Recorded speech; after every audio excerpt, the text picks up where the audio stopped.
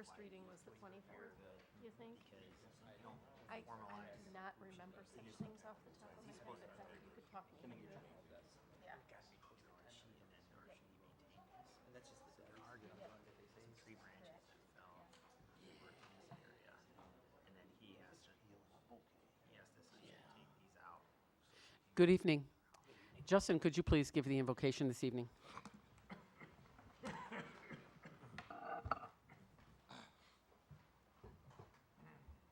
Madam Mayor, Council, everyone, good evening. I'm grateful to be with you tonight, and with new appointments and seatings, I offer you words for the days ahead. Wisdom cries aloud in the streets, in the markets she raises her voice. At the head of the noisy street she cries out, "If you turn at my reproof, behold, I will pour out my spirit to you and will make my words known to you." And so, as men and women made in the image of God, wisdom is available for those who ask. So would you please pray with me? God, our maker and ruler, we praise you for your wisdom by which you formed all things and by which you direct all things. You guide and rule all things by your perfect plan. And so thank you for showing your goodness and mercy every day in our lives and in our city. As we look for your blessing tonight upon the work of this new council, I pray that you would help everyone to see their need for the wisdom of their Creator. Give us an appropriate honor and appreciation for your purposes so that we would humble ourselves to seek your ways, you from whom all wisdom comes. And in this time of transition within our city, I pray for these in this room who serve our community. Please give them understanding and the ability to make good and right choices, wise choices, decisions and rulings that would bring about a true love of neighbor and the prosperity and safety of our community. May we not turn from truth and wisdom or from goodness and justice. We acknowledge that wisdom and good governance are gifts from your hand. And so we ask all these things for both tonight's work and also for the months ahead. I ask in the name of Christ our Savior. Amen. Thank you. So now we'll officially call this meeting to order. Madam Clerk, could you please take the roll? Mayor Miller, Here. Alderpersons Borneman first. Here. Monroe will be marked absent at the moment. Ross. Here. Parker. Here. Busker. Here. Shadle. Here. Mysick. Here. And Barr. Here. And if you could please stand for the Pledge of Allegiance led by Alderman Ross.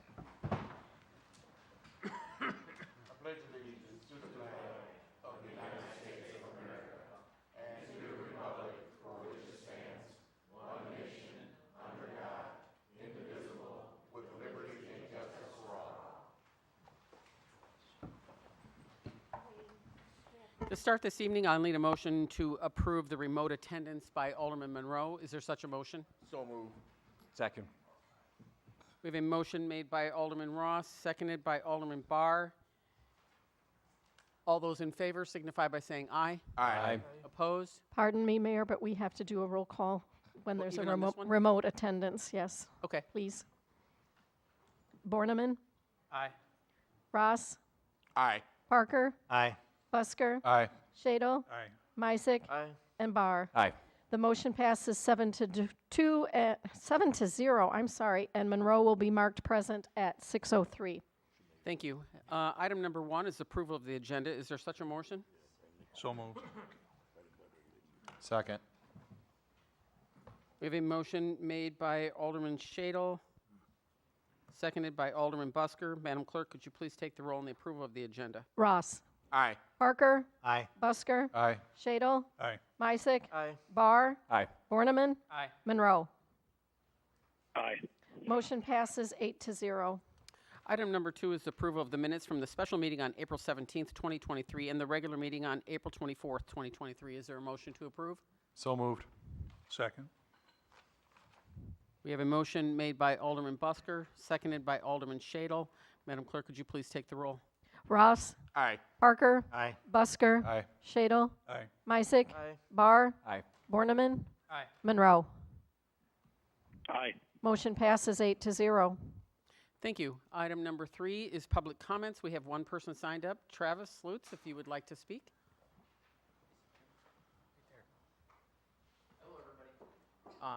First off, I apologize for my attire. My boys were at soccer, and I temporarily forgot about this and came over here. So, my name is Travis Lutz. I'm an attorney with the Public Defender's Office here in town. This is the first time I've ever spoken at one of these, and I only did it because I reached out to Mr. Borneman. I told him, I specifically asked him whether this committee or whether this city hall, in general, was the one that approved this Chicago cityscape. And I think he was a little concerned when I said that because I think he thought I was going to start bad-mouthing it and talking about how bad it was and how the curbs are garbage, blah, blah, blah, everything that you hear from it. It's actually to the contrary to that. I wanted to come and thank everybody for actually showing signs of improvement. I know that through working with Mr. McClanathan and talking with him that there's been infrastructure stuff that this council has done for years and years and years, right? And you don't get to see most of that, but now it is coming to fruition. And I've lived here outside of undergrad and law school my entire life. And to be able to drive down like Empire and Burchard, see the Burchard American baseball fields, see the cityscape that's out here, is wonderful. So I really, really, really appreciate it. I know that everybody is leaving here. There's a number of members that are leaving from the current council and then upcoming ones that are now coming. So it'll be brief from that. I just wanted to say thank you very much for the ones that are leaving now. The ones that are staying, please continue to do those things for the city. And for the ones that are coming in, please continue to do the things that have already been let off here. And hopefully, you know, this just continues to go. It's amazing what a smooth, good-looking road will do for the town. So I really appreciate it. Thank you very much. Thank you. Thank you. Thank you for your kind words.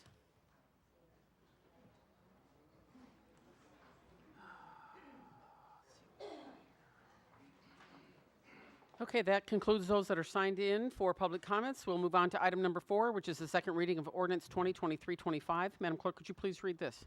Ordinance amending Chapter 1048, Sewer Rates and Revenues, Section 1048.01, Establishments of Rates, and amending Chapter 1055, Public Infrastructure Capital Improvement Fund, Section 1055.02, Funding. Thank you. Manager Boyer. Thank you, Your Honor. Just a follow-up from our last Committee of the Whole. On April 24th, City Council approved bids for Phase 1 wastewater treatment plant upgrade. On May 4th, we reviewed 4 options for funding strategies, ultimately deciding on looking at a $3.35 per 1,000-gallon increase on the sewer portion of the bill for all users. After further analysis, staff returned with several recommendations based on the current estimates in the tables provided. A combination of increased user rates and a small increase in the CIP should be sufficient to serve the debt service for the Phase 1 wastewater treatment plant upgrade.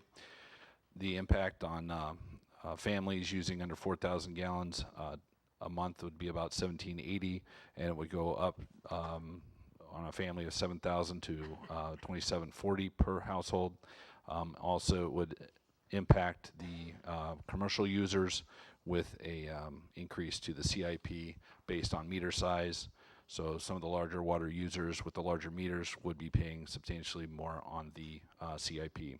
So staff recommends a utility rate increase outlined in the tables in the memo. To include user increases and a small increase to CIP. Staff also recommends a 6-month review to determine if actual revenue meets expectations. Discussion? Seeing none, Madam Clerk, could you please take the roll? Ross. No. Parker. Yes. Busker. No. Shadle. Aye. Mysick. No. Barr. Aye. Borneman. Aye. Monroe. Aye. The motion passes 5-3. Thank you. Item number 5 and 6, we'll kind of do this together in one motion. So.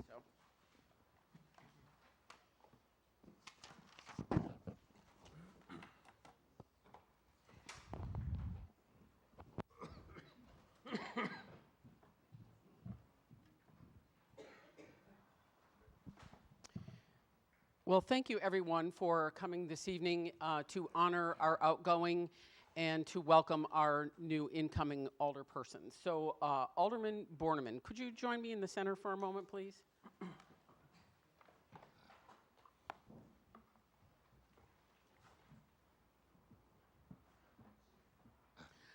Alderman Borneman has served on the city council for 4 years. I remember when you first came to me and were just inquisitive of how things ran, and you decided to run. So it's been a fast 4 years. I was disappointed when you decided that you didn't want to run again, but totally understand where you're coming from on it. But I just wanted to personally say thank you to you for your dedication, not just to Ward 1, but to the entire community, and really desiring to see the city move forward. So just want to say thank you for that, and allow you to have a moment to address the community. Well, I'll start by just saying that I'm very grateful to have had the opportunity to serve the city of Freeport, a place that I've called home, my family has called home for generations, and the capacity that I have in the First Ward Alderman. This is city's been around since 1855, and I'm proud to be just one notch on that list of people who have served the community. And I hope that, you know, my goal when I ran for office, I wasn't selected by some political party. I wasn't asked to run. It was my decision to run because I wanted, you know, my generation to have a say at the city council table, and I just wanted to find ways to give back to the community and hopefully make the community, leave the community in a better position than it was than when I joined. And I hope that I have achieved that. And with that being said, you know, I'm grateful, I'm thankful to God for the opportunity just to be here today and give this statement. I want to say thanks to my wife, Jenna, who's here, and for all the unwavering support and patience that she's shown me, both with respect to city council and just with having to live with me on a daily basis. So she should be the one that's being acknowledged tonight, not me. Thank you very much.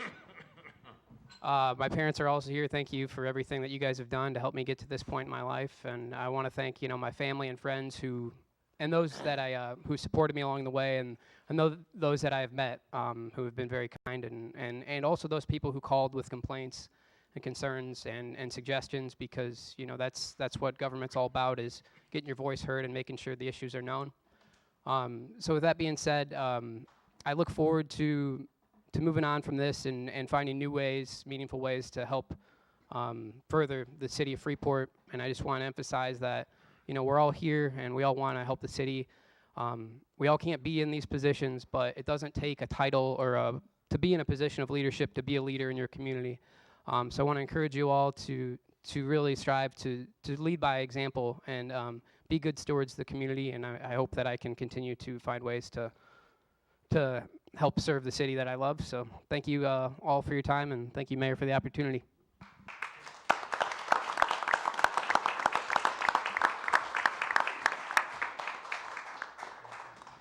I'd like to have Alderman Ross and Alderman Busker come forward, please.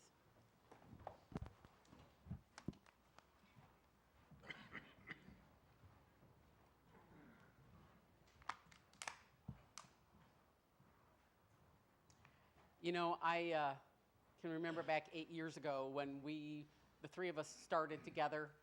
You were Ward 3, I was Ward 4, and you were Ward 5, and all of the progress that we've made over the last 8 years, and how proud I am of the two of you for all the accomplishments that you've been able to see through.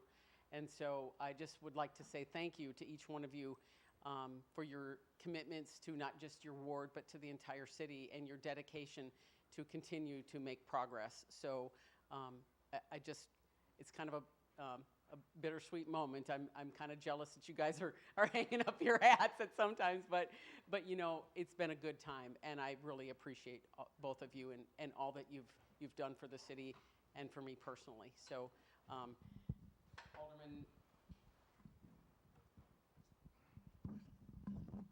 Alderman Ross, the Certificate of Service, Art Ross, thank you for your years of service to the citizens of the 3rd Ward and the Freeport City Council.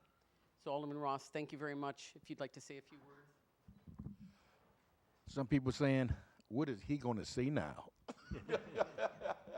No, it's been a good 8 years, all jokes aside. It's been ups and been downs. But in all reality, we've been able to work together. And that's what we need to do more.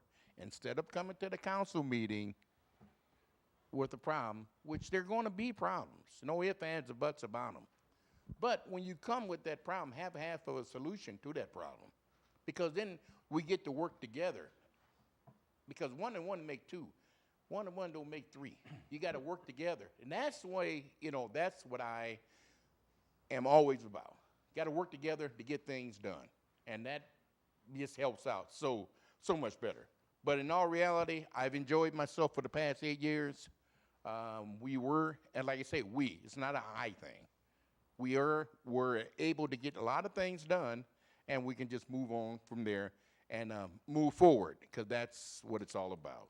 Thank you again, and you might see me again, but you never know.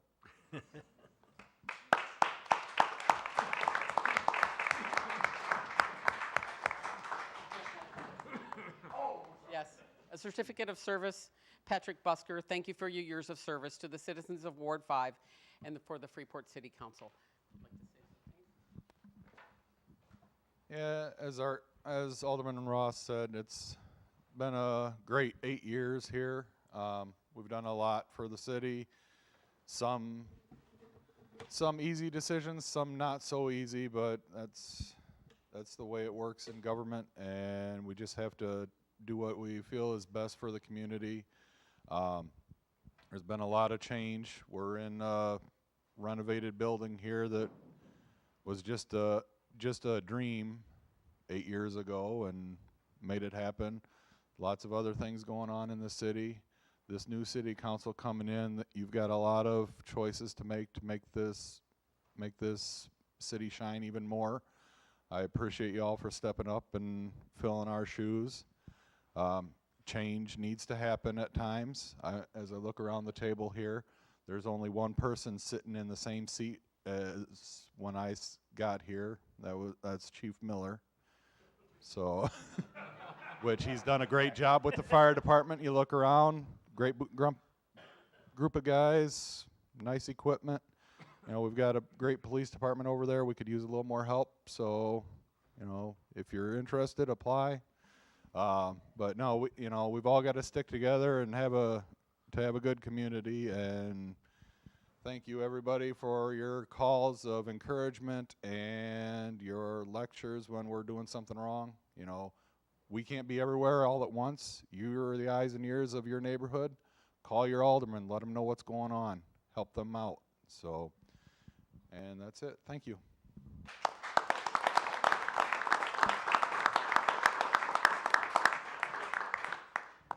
And then if I could have Alderman Misick and Alderman Barr, that would be our last two for the evening.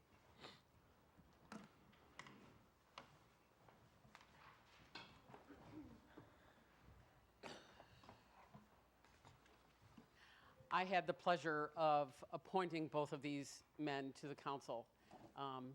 You just were both very instrumental in the community and saw how you were involved, and I thought it seemed to be a perfect fit at the time. So very much appreciate how much you've grown and really taken hold of the work that was before you and helped to make, like Patrick said, hard decisions, but you did that. And so I wanted to say my appreciation for that and just give you a moment to say whatever you'd like as well. Well, I appreciate the time and look forward to serving the community. I will be out in Freeport doing my work and seeing the community, so obviously I'm always going to be there. And just want to say thank you for each and every person that is coming on to council. It's a thankless job, and it takes a lot of work. It takes a lot of dedication. So I just want to say thank you for the people that are coming on to the new city council, and I wish you guys the best.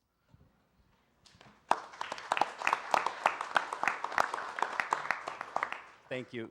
Boy, I bet my wife wonders how she could replace me that quick. That's pretty, so I want to thank Mayor Miller for having the confidence in me to do this. This has been an incredible learning experience, very, very positive one, regardless of what people might think and all the negatives I've heard, not so much about the city and so forth, but about this role. It is a positive role. It does a lot of good things. I want to thank all the department heads and this current council for all the support that they gave me, the professionalism from the department heads. It's amazing. This little town has an incredible amount of talent, and I know the new council will get that out of them. I also want to recognize and just say how thankful I am to the current council, and not myself included. They have been doing great work for a long time, and you know, they need to be recognized. They do a fantastic job. And I also want to congratulate and welcome the new members. I'm sure you're going to do a fantastic job in moving Freeport forward, and I look forward to it, so thank you.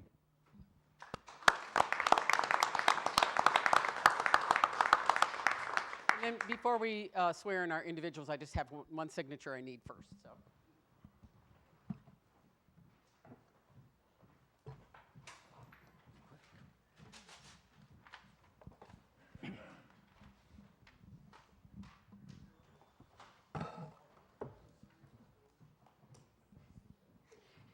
If the other 4 new incoming aldermen would like to join in the center, that would be great.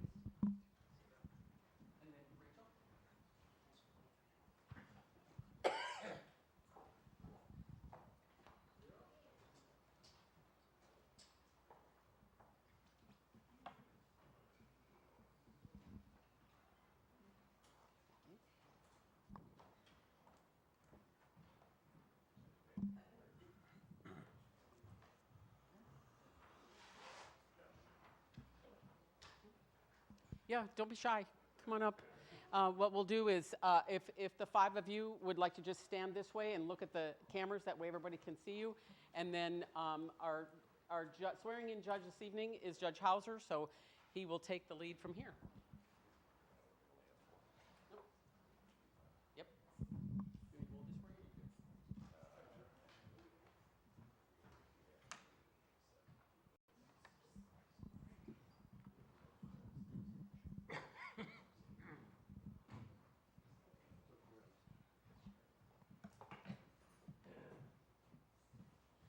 Please raise your right hands and repeat after me. I state your name. Having been elected to the office of alderperson in the city of Freeport, Illinois, in the county of Stevenson, do solemnly swear or affirm that I will support the Constitution of the United States and the Constitution of the State of Illinois, and that I will faithfully discharge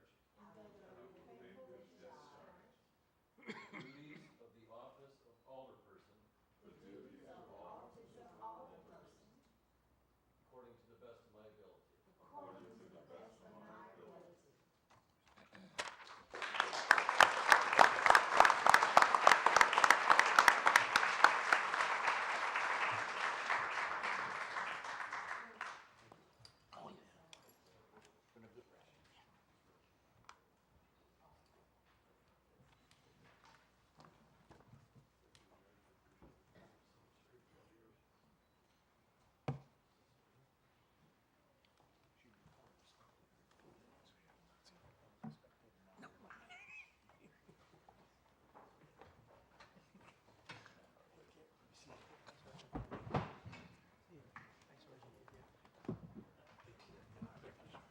Thank you, Doug.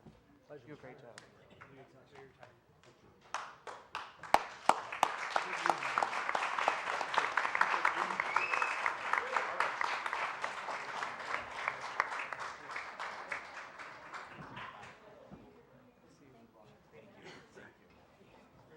It was. Thank you. Thank you. You've been really great. If our new council members could please take their seat. Thanks for your card the other day.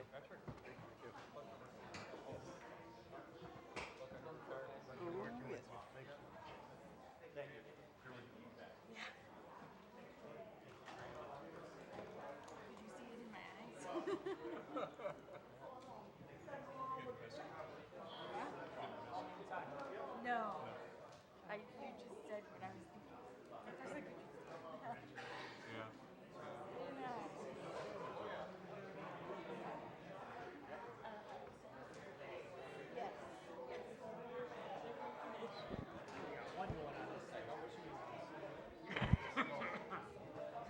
Just like bad news, I'm back.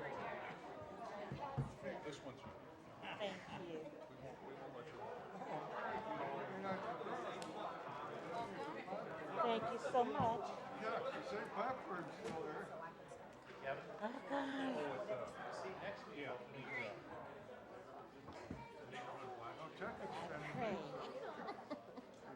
How's your trip?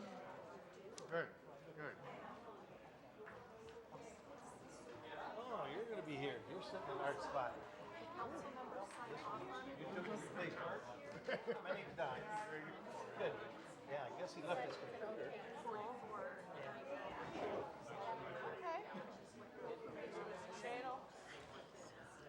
Okay. Well, do they have a breakout on what the bill?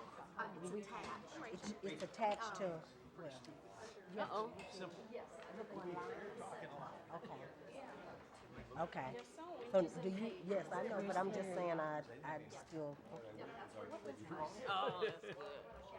Now I know I got faces. it. Where did he go? Oh. Got a wave? Where did Larry go? Is Alderman Sanders somewhere in the building?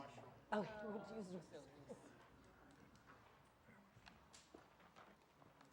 Okay. Agenda. my brother. So I was looking at this. Looks like we just approved. Top of the second page. Yeah. We just approved all the regular Again. works for me. Later this evening. Oh, you're going to come sit?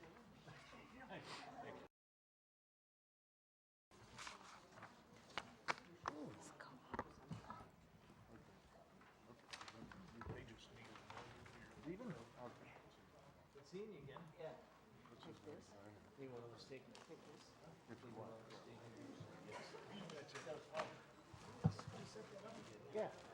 Talk to me. Okay. They don't care about those. You ever run out of that? My door's Might always as well let it for. Oh, okay. Just gotta Oh.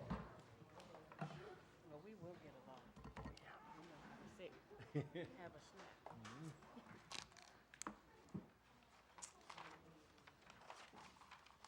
Art and I, we didn't always agree.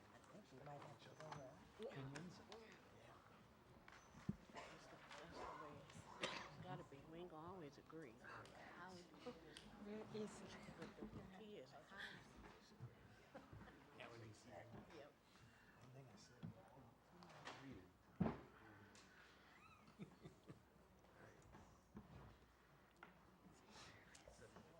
Where'd Larry go? Mr. Sanders again.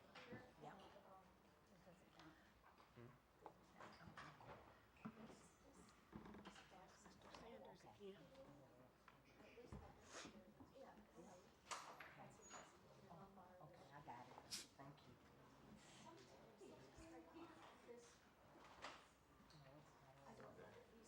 Oh, here he comes. All right, now that we're all in attendance, Madam Clerk, could you please take the roll? Mayor Miller, Here. Alderpersons Clem, Here again. remotely Monroe. Here. Back to in person, Simmons, Here. Parker, Here. Stacy, Here. Shadle, Here. Sanders, Here. and Sellers. Here. And then just as a courtesy to our listening audience on the TV, when you speak, be sure that you sit up close to your microphone. Pull it in close to you however you need to so that way you can be heard. So next is item number 9, which is the consent agenda. The consent agenda is considered to be routine in nature and acted as one motion unless there's a member of the council who would like to have something removed for further discussion. Is there anything, council? Seeing none, the consent agenda consists of approving to receive and place on file the board and commission minutes from the Police Pension Board dated January 25th, as well as the Firefighter Pension Board. The Board of Fire and Police Commissioners dated March 28th and April 4th, 2023. The Liquor Commission meeting from April 13th, 2023, and the building permit reports for April 2023. Also is approval of the finance bills payable in the total of $844,994.67, and the approval of payroll for pay period ending May 6, 2023, in the total of $595.78 $595,078.84, and the finance and cash and investment reports for February and March of 2023, and a proclamation for National Salvation Army Week of May 15th through the 21st, 2023. Is there a motion to approve the consent agenda? So moved. Second. We have a motion made by Alderman Shadle, seconded by Alderman Parker. Madam Clerk, could you please take the roll? Simmons, Yes. Parker, Yes. Stacy, Yes. Shadle, Aye. Sanders, Aye. Sellers, Aye. Clem, Aye. and Monroe. Aye. The motion passes 8-0.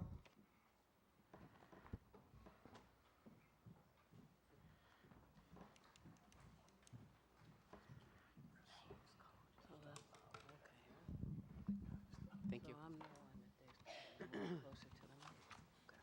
It's one of the pleasures I get to do is to make proclamations. So on behalf of the City of Freeport, I'd like to read the following proclamation. Whereas public works professionals focus on infrastructure, facilities, and service that are of vital importance to sustainable and resilient communities and to the public health, quality of life, and the well-being of the people of Freeport. And whereas these infrastructures, facilities, and services could not be provided without the dedicated efforts of public works professionals who are engineers, managers, and employees at all levels of government and the private sector who are responsible for rebuilding, improving, and protecting our nation's transportation, water supply, water treatment, and solid waste systems, public buildings, and other structures and facilities essential for our citizens. And whereas the year of 2023 marks the 63rd annual National Public Weeks Work sponsored by the American Public Works Association, now therefore be it resolved that I, Mayor Jody Miller, do hereby proclaim May 21st through the 27th as National Public Works Week in the City of Freeport, and I urge all to join in celebrating our hardworking men and women employed by our Public Works Department, and that includes you as well. Thank you very much, Rob.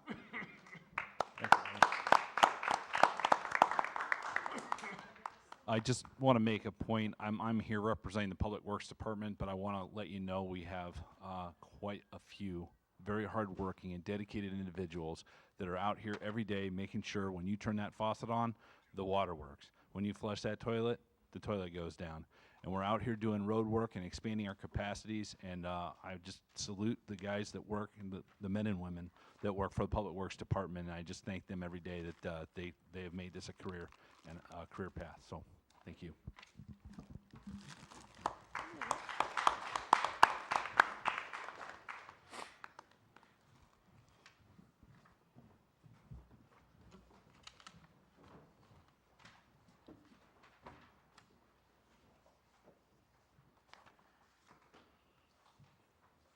All right, next there are a few appointments. Madam Clerk, could you please read those? William R. Boyer III to the Northwest Illinois Enterprise Zone Board of Directors to replace the seat vacated by Randy Bucas, effective immediately. Tasha Mazik to the Library Board of Trustees, effective May 31, 23 through May 31, 2026. If it pleases the council, we'll just do this in one motion. So moved. Second. We have a motion made by Alderman Parker, and I apologize because I don't recognize voices yet. Oh, I'm So sorry. was that Yep. Alderperson Sellers is the second? And if there's no further discussion, Madam Clerk, could you please take the roll? Simmons, Aye. Parker, Aye. Stacy, Aye. Shadle, Aye. Sanders, Aye. S. There's a lot of S's. Sellers, Aye. Clem, Aye. and Monroe. Aye. The motion passes 8-0. Thank you. Item number 12 is the first reading of ordinance 2023-26. Could you please read this? Ordinances revising various provisions of the codified ordinances of the City of Freeport to rename the position of Director of Utility Operations to Utility Superintendent. Thank you. Manager Boyer. Your Honor. Staff is requesting a change to the ordinance regarding the utility director. We'd like to change that to the job title and some of the job duties to utility superintendent. There's some minor changes in the job description, but staff requires this to be recodified. So staff requests that council move this to next meeting for approval. Madam Mayor, Alderman Clem? is there a change in the financial amount for this position? Yes. Will we be able to get that so we know that and what the duties are and stuff? Yes. Okay, thank you. Move to approve. Matt, So Alderman Parker makes a motion to move this to the next city council meeting. I have a question, Madam Mayor. Okay. I would like to know what are some of the added or subtracted duties that you want to put to this position? Alderwoman, we're in the process of redefining it a little bit, making it a more hands-on position, and making it attainable for people within the department to be able to move up into this position. I guess, I mean, can you break that down a little bit for me so I can understand? What do you mean you want to have it more hands-on, you know? Right now, the job description has certain duties. I can provide you with both job descriptions after the council meeting if so needed. It's just a change to the job descriptions and a reduction in some duties and increase in others. So I'm happy to go through that with you with the job description. Yep, thank you. Madam Mayor, has this item been discussed at the committee of the whole meetings? No, generally this is just a change to the ordinances requiring a director of utility operations versus a utility superintendent. So we're changing the job title and some of the duties so that it's more accessible for some of our internal staff to apply for the position. So no, it hasn't been discussed at the committee of the whole. Are the duties greater than the past? No.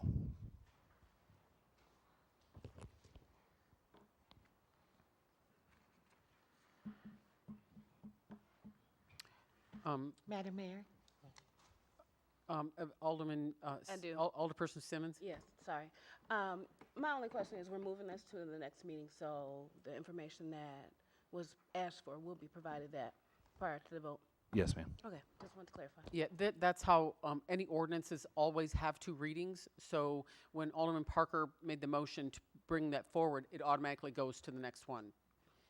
So with that, I still have a motion on the floor. I need a second. before Second. we can- Okay, so we've got a second by Alderman Shadle, and I believe Alderperson Stacy, did you have something else you wanted to I say? had a question. Has there been an internal candidate identified that already have these credentials? We do have some candidates that we're looking at. However, when we put it to, when we advertise the job, we'll be seeking outside candidates as well. But our preference is to look at internal candidates first.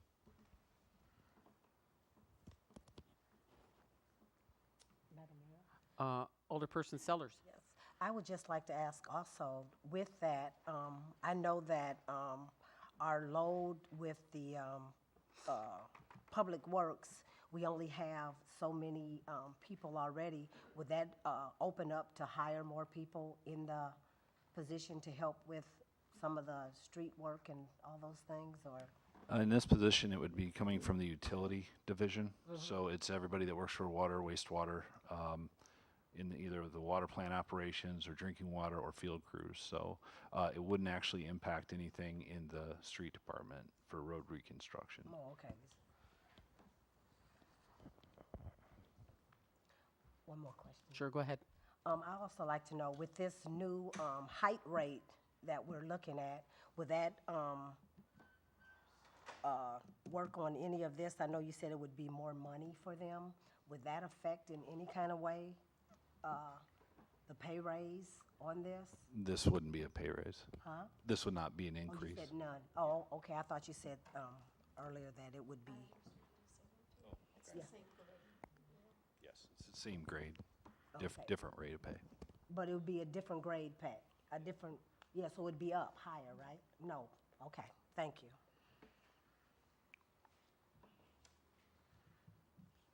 Madam Mayor? Alderman Why- Stacy? Why is the change being requested? Staff is requesting a change so that we can make it more accessible to our internal staff. So some of the qualifications and so forth, we're looking to make a change there so that it would be more accessible for folks that are hands-on and understand the system very well and understand the folks that already work here.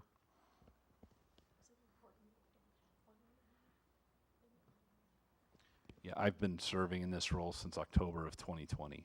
So I'm as city manager, I'm hoping to relinquish some of these responsibilities to pass that on to qualified people, hopefully here within the city.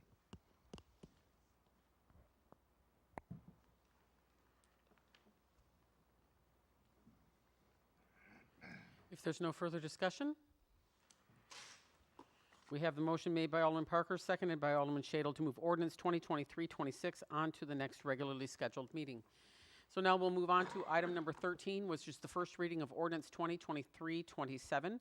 Madam Clerk, could you please read this? Special use permit application at 2061 West Galena Avenue, submitted by Fiesta Cancun of Freeport, Inc., to examine the special use of a B3 commercial and wholesale zone to allow for restaurants with outdoor serving areas per section 1252.01B10.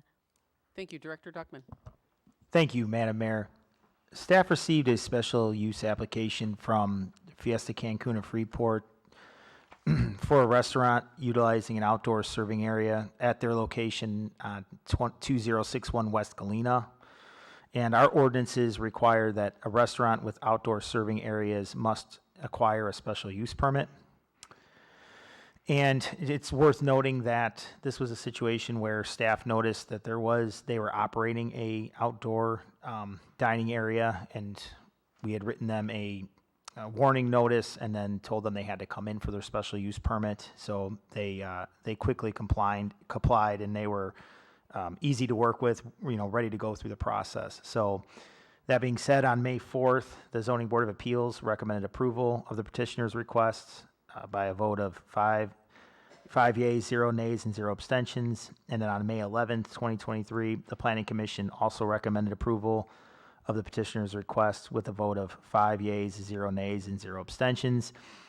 In line with the Zoning Board of Appeals and Planning Commission, staff recommends approval of the petitioner's request. Motion to move it forward. Sorry, I apologize. There was also a request from the petitioner to suspend the rules today, and the reason being is that it's an outdoor serving area, and they're utilizing it for the warmer months. So in line with the petitioner's request, I'm also asking for a suspension of the rules. So on the floor at the moment is a motion made by Alderman Clem, correct? Was that you, Tom? Yes. To move ordinance 2023-27 on to the next regular scheduled meeting. Is there a second?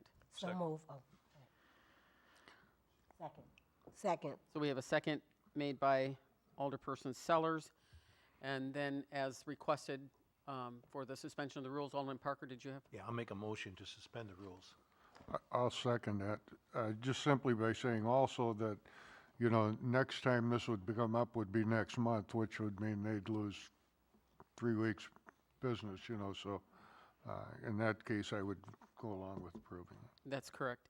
So we have a motion on the floor made by Alderman Parker, seconded by Alderman Clem to suspend the rules. Suspension of the rules is non-debatable and must pass by a 2/3 majority. Madam Clerk, could you please take the roll on the suspension only? Simmons. Yes. Parker. Yes. Stacy. Aye. Shadle. Aye. Sanders. Aye. Sellers. Aye. Clem. Aye. And Monroe. Aye. The suspension passes 8-0. So now before you, Council, is this ordinance for its final approval. Is there any further discussion? Madam Clerk, could you please take the roll? Simmons. Aye. Parker. Aye. Stacy. Aye. Shadle. Aye. Sanders. Aye. Sellers. Aye. Clem. Aye. And Monroe. Aye. And the ordinance passes 8-0. And item number 14 is the first reading of ordinance 2023-28. Could you please read this?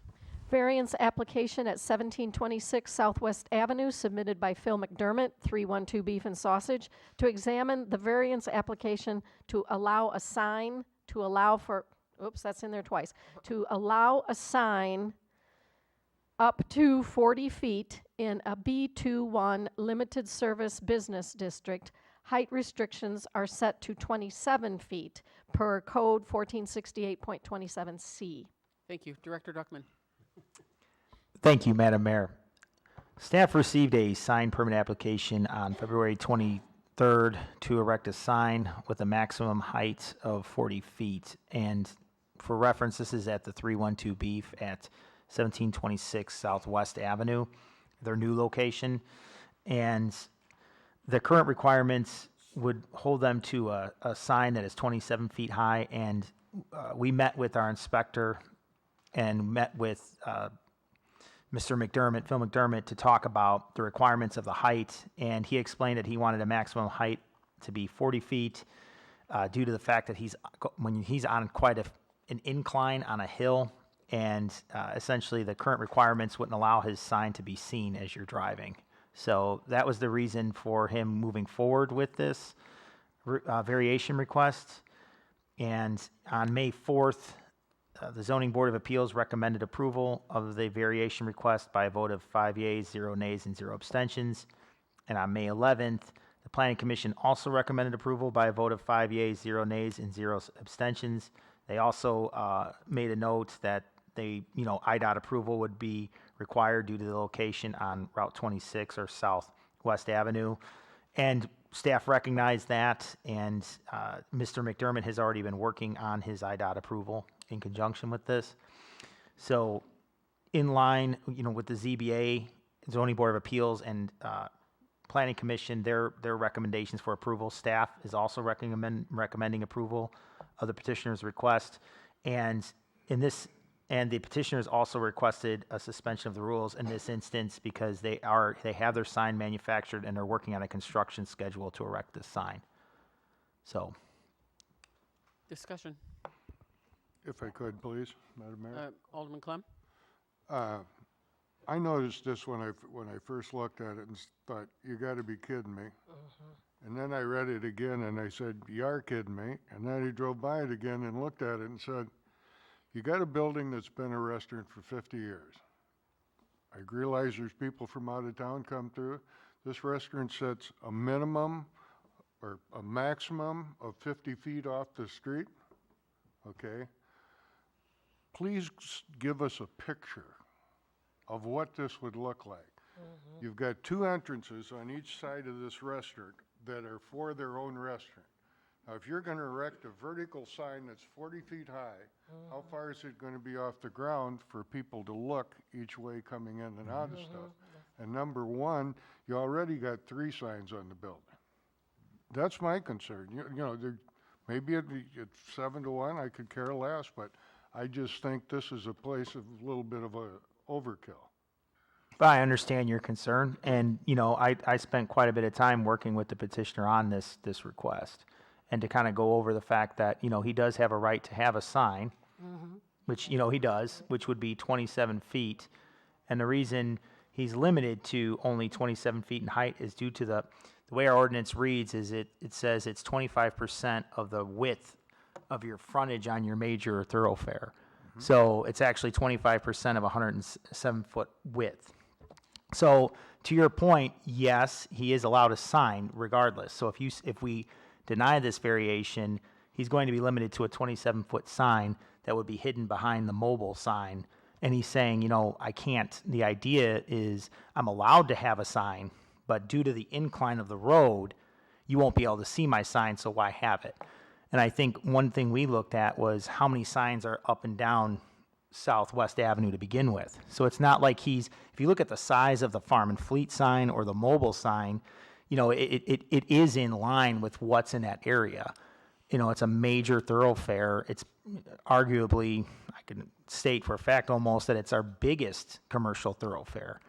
And I think what the petitioner is looking to do is to help his business in a way that can be seen. So he's saying, I have the right to do this, but you can't see it at the current height restrictions. And the multitude of meetings I've had with Mr. McDermott, one of the things he said is, he's actually gone out there on a lift and looked at the sign heights to say, hey, look, you can't see my sign with the current restrictions. Madam Mayor. You have to be acknowledged, Alderman Sanders. I think Joy did. Alderman. Yes, you had asked next. Madam Mayor, I would like to ask a question. if the ordinance is 27 feet, is that because of a safety issue, the reason why we set it there? Or what is the reason why it's 27, but he wants to do 40? I mean, I understand so you can see it, but is there a safety? No, you know what, and the way the ordinance reads is not necessarily a safety. I think it has more to do with scale in a typical situation. So the way that the ordinance reads is it's 25 feet up to a certain lot width, which is, I believe it's 100 feet lot width, it's 25 feet. Meaning height of your sign's 25, your frontage along the road would be 100. And then as you get bigger than 100, now you start thinking scale. So if you get wider on the road, taller sign. So if you were to read this, as a strict reading of the ordinance, you would say, as you have a extremely large, a wider lot like a farm and fleet, you could have a taller sign because you're thinking of scale. Does that make sense? So if you're narrow, shorter sign, wider, you're allowed a taller sign. So it's not a hard number that's based on wind restrictions or a structural engineer's analysis.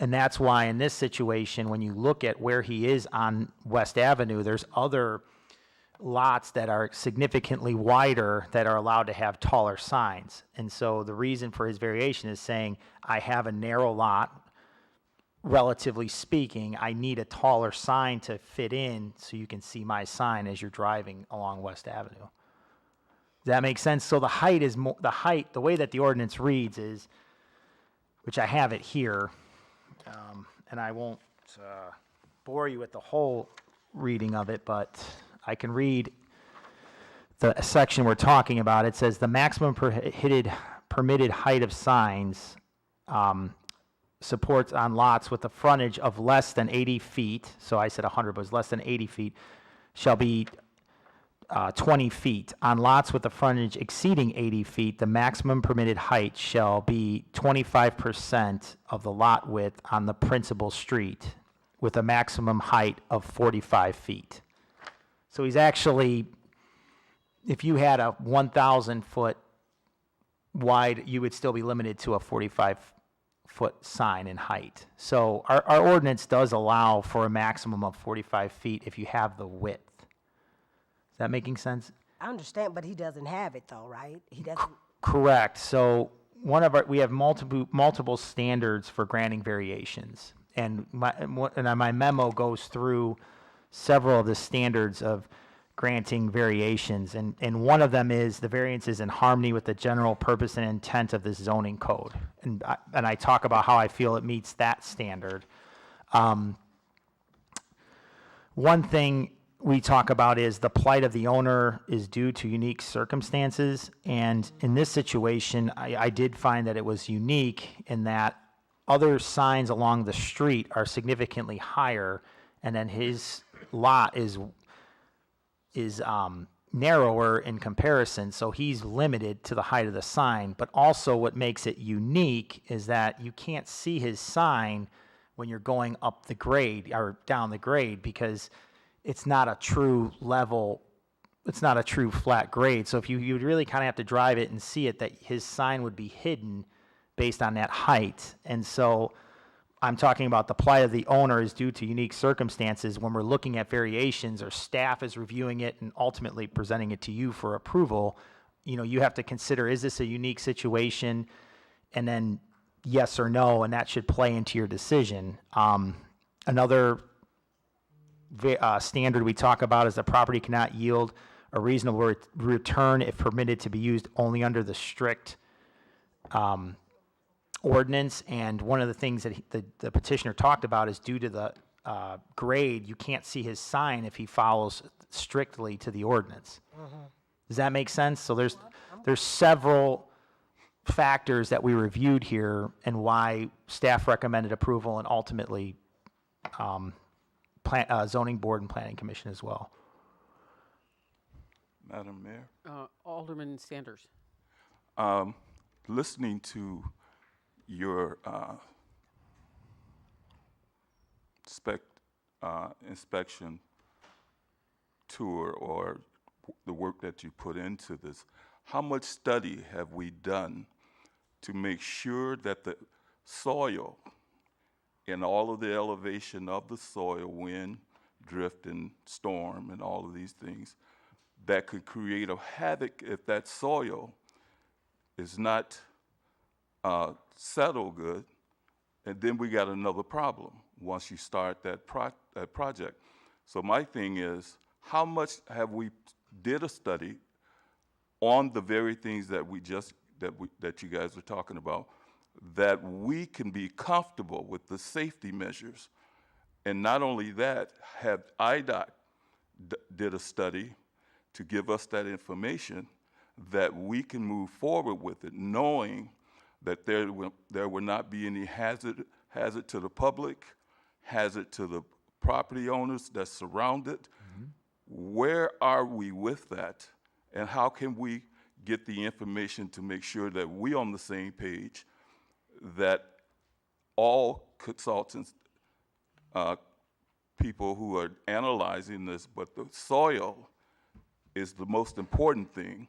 If we have not done a study on those things, then we should not proceed further until we get that particular study. And I know it's going to be expensive, but the thing about it is, it's a must, because we're talking about the lives of people if anything is coming out of a hazard field, and we don't want that, you know. Director, that is my concern. Yes, and those are very strong concerns to have, and I will give you some assurance that they will be addressed. Number one, we are going to have IDOT approval on this permit. It's going to be two separate permits, and further to that point, right now it's looking more like in the progress Mr. McDermott has had with IDOT, it's looking more or less like IDOT will likely. They've shown precedents that they're not getting involved with signs on private property as much as they had in the past. That was my experience, but it's also, I've been working with Mr. McDermott, that they essentially say, we reviewed your application for a sign, and we're not actually going through the review process. My opinion is that in talking with people in IDOT, that has to do with staffing, and that also has to do with them giving the jurisdiction over private property to the zoning and building departments of municipalities. But in the past, there was movements to be more involved.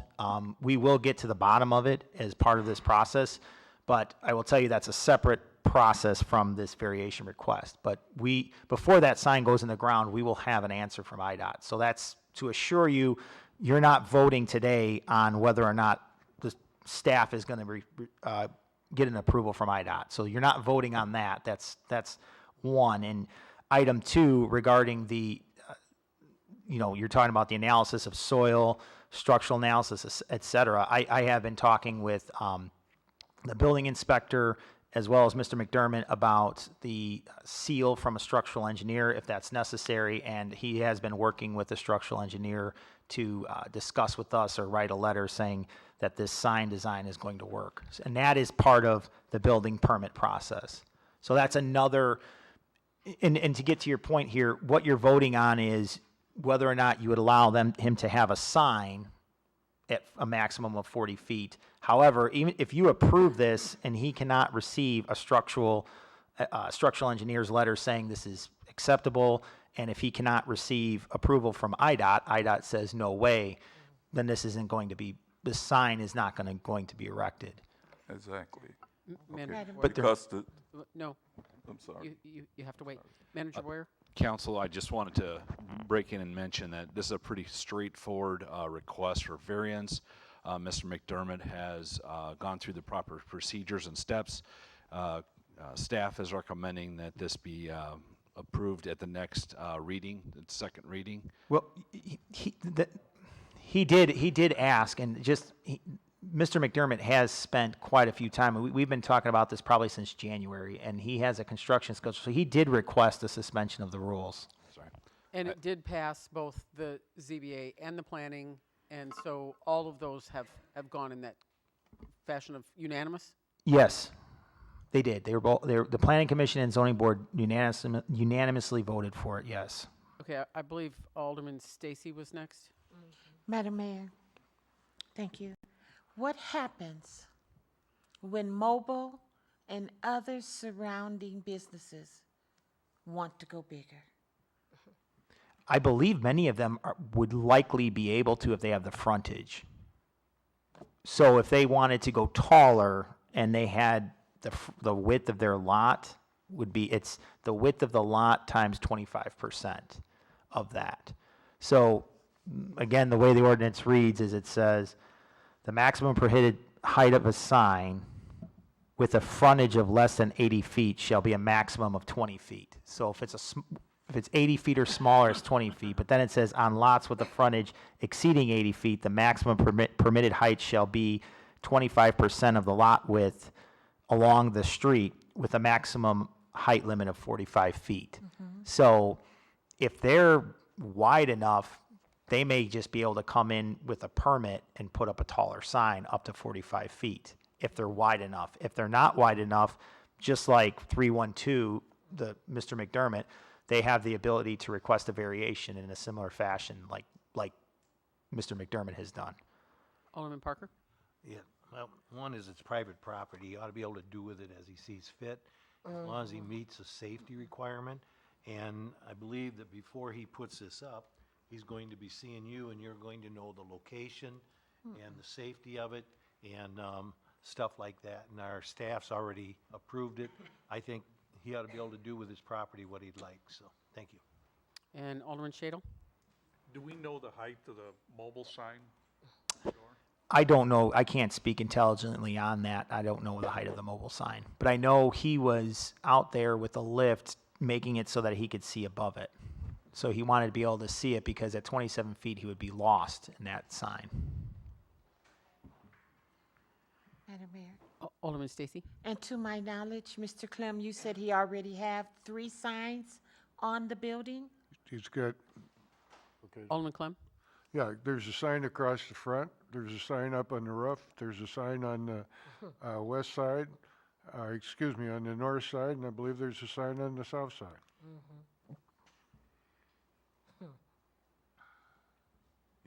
And the one on the roof is attached to the front of the roof on a height that says 312 beef and sausage.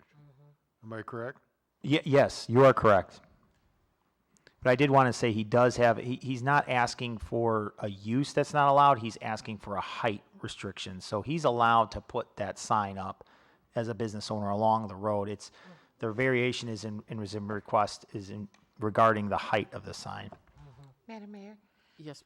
So I understand that it is his private property. But if we can do what we want on our private property, why do we have an ordinance? Yeah, I'm not arguing that, and I'm presenting this as he has requested a variation. So when this process started, he requested a permit.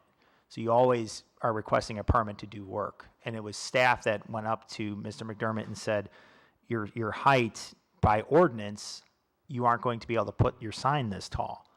And then he said, I would like to pursue. He said, essentially, I've put a lot of time, effort, design into in this sign. I would like to build it at this height to be seen. And I said, if you'd like to do that, you need to apply for a variation and go through the proper notices. So we're essentially at the final step of his request. So you are correct. He cannot build the sign, which is by stating he cannot build it by right. He needs a variation. Alderman Madam Sanders? Mayor. Alderman Sanders? Oh, okay. One thing that I wanted to make mention, are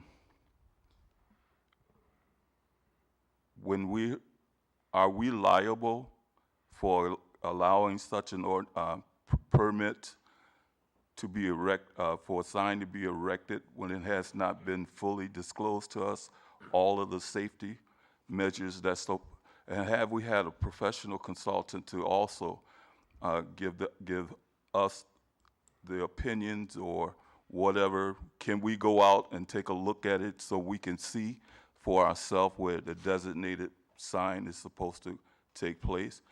And then we can come back and make an intelligent decision on whether we should go forward or backwards or whatever the case may be. We're not doing this hastily.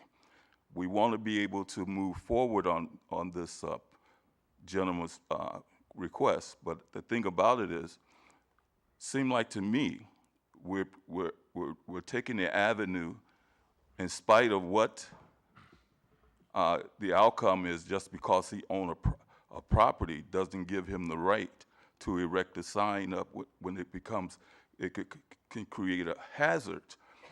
I hear our language, but I can hear us dancing around the primary subject, and and to me, when I'm listening and hearing these kinds of things, it seems like the first priority is getting ignored, and I don't want us to fall into a debate with the homeowner if his property is not in good standard, you know. Well, I do want to say I'm not. I'll address it head on. I'm not avoiding in any means or any way that the sign's going to be constructed in a safe manner, because that's always done in the building permit process. So whatever you build in this city, we have our inspector who has proper certifications is going to look at a structure being built, a fence, a sign, et cetera, and he's going to say, or they will say, this meets building code or it does not. I need to see a structural engineer's analysis to build it. So I think what I'm trying to say here is I'm not dancing around your main concern. I'm saying your concern is addressed in the building permit process, and that and Attorney Zeno could chime in to help me here, but I don't believe I've ever known of a council being liable or carrying liability for saying we're approving a variation request. I don't think there's liability. Attorney Zito?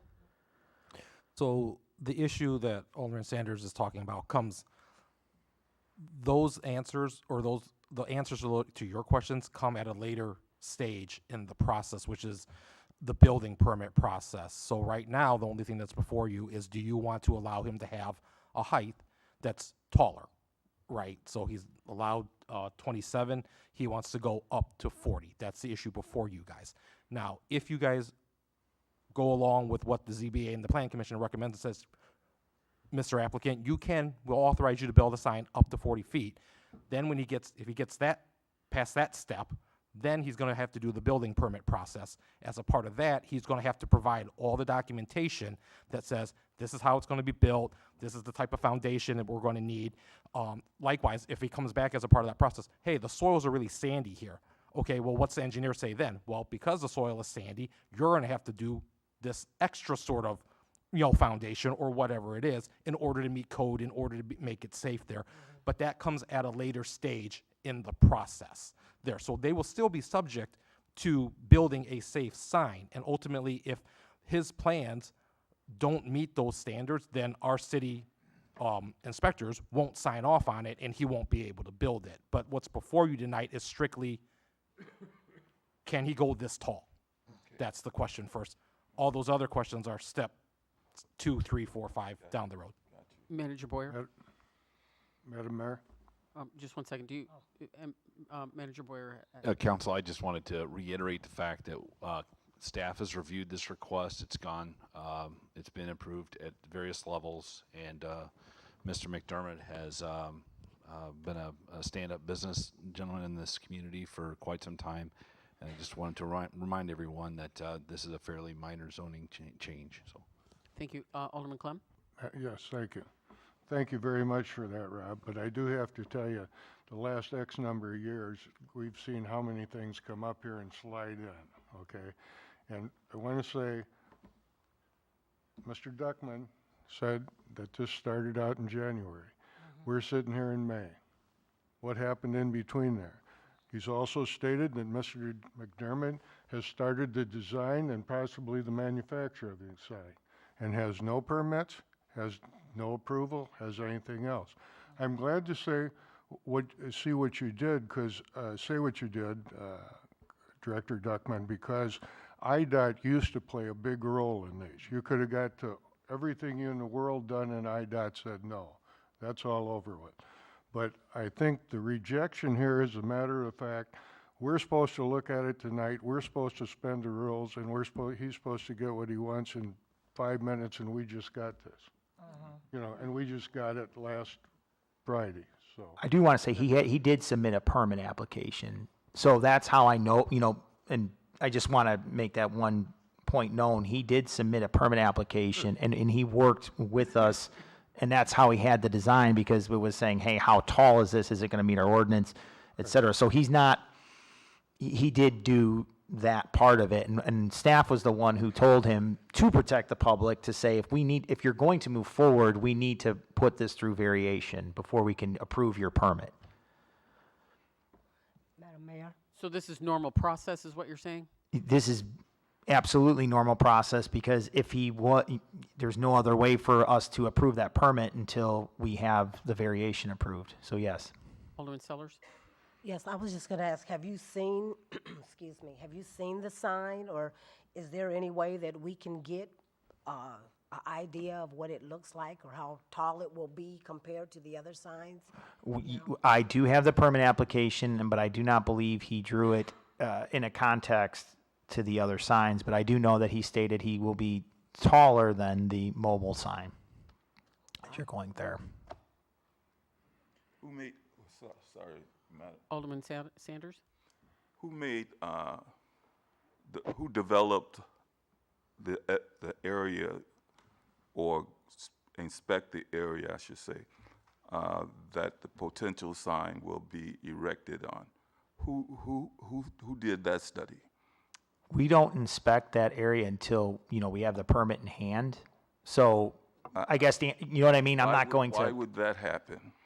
Well, I mean, the reason being is that, and I'm not trying to be funny here, but I mean, we're not going to inspect every ounce of ground until somebody says, I want to put a sign here. When he submitted his application, he's saying, I want to put a sign here. So before we do an inspection, footing inspection, which is a normal part of the process, he can't do that until we have this variation approved. So if you say, no way, we're not doing the sign, I would come back to Mr. McDermott and say, you can't move forward with an inspection or any moving forward with IDOT, anything, because council did not approve your variation. Right. So he needs this to make the further inspections. Attorney Zito has a comment. Just to put in context a little bit, the typical development process there. So normally, right now, we're talking about a variance in order to be able to build a sign that's taller than what's allotted, right? So step 2, 3, 4 down the road, if you guys grant the variance, then he knows, okay, the council said I can build a sign this big. Now I got to submit my building permit application, and that will have all of the requirements for making sure that he has what type of foundation, it's built appropriately, this and that. The reason, though, why the developer is not going to go and just do the soil testing and hire the engineer to figure out all the soil and all that sort of stuff at this point is, typically the developer is not going to expend that money until he knows that the council's okay with the 40-foot tall sign. So if you're good with the 40-foot tall sign, then they'll say, I got past step 1, now I'll expend the money on step 2, which is hiring all the engineers, the architects, draw up the sign, this and that. But if you're going to say no, why would he want to spend the money up front to say, I'm not going to spend the money on the engineer if they just tell me I can't even build the sign anyways there. So typically there's always these steps along the way, as if they get past step 1, then they'll spend the money on step 2. They get past step 2, then they'll spend whatever the money might be for step 3 there. So that's kind of the rationale behind the process. Okay.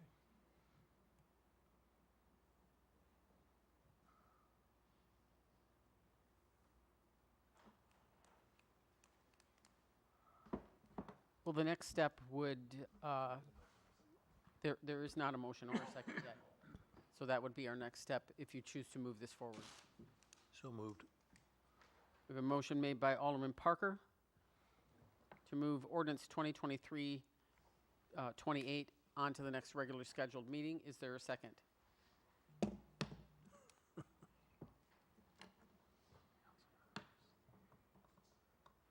So moved. Second made by Alderman Monroe. And according to the original ask, they wanted to keep this process going. Otherwise, this is put off for 3 weeks to even go to the next step for him to to even go to that next process. So the ask is for a suspension of the rules, so that way that happens tonight as well. It's going to fail, but I'll make the motion to suspend the rules. Is there a second to suspend the rules?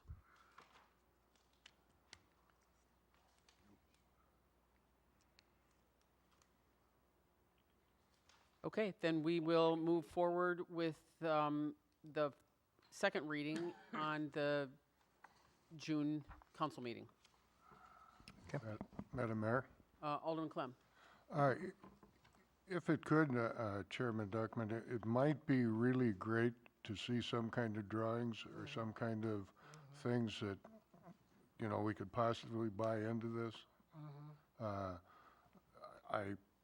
The process, I wouldn't want to deny the owner something that he's entitled to, so on and so forth, but I also don't want it to look like a circus, okay? Understood. Yep. Yes, I will email I made a note to email the council members the sign permit that's been, already submitted to us. I will get that to you. Okay, thank you. Yep. Thank you. Item number 15 is the adoption of Resolution 2023-42. Could you please read this? Resolution approving GovHR proposal for search for new police chief. Thank you. Manager Boyer. I'd like to call upon Deputy City Manager Bucus. Thank you, Your Honor. With the retirement of Matt Summers as our police chief, staff suggesting that the city go to an outside consultant recruiter, GovHR, to help us with the search for a new police chief. We've used GovHR on a number of occasions.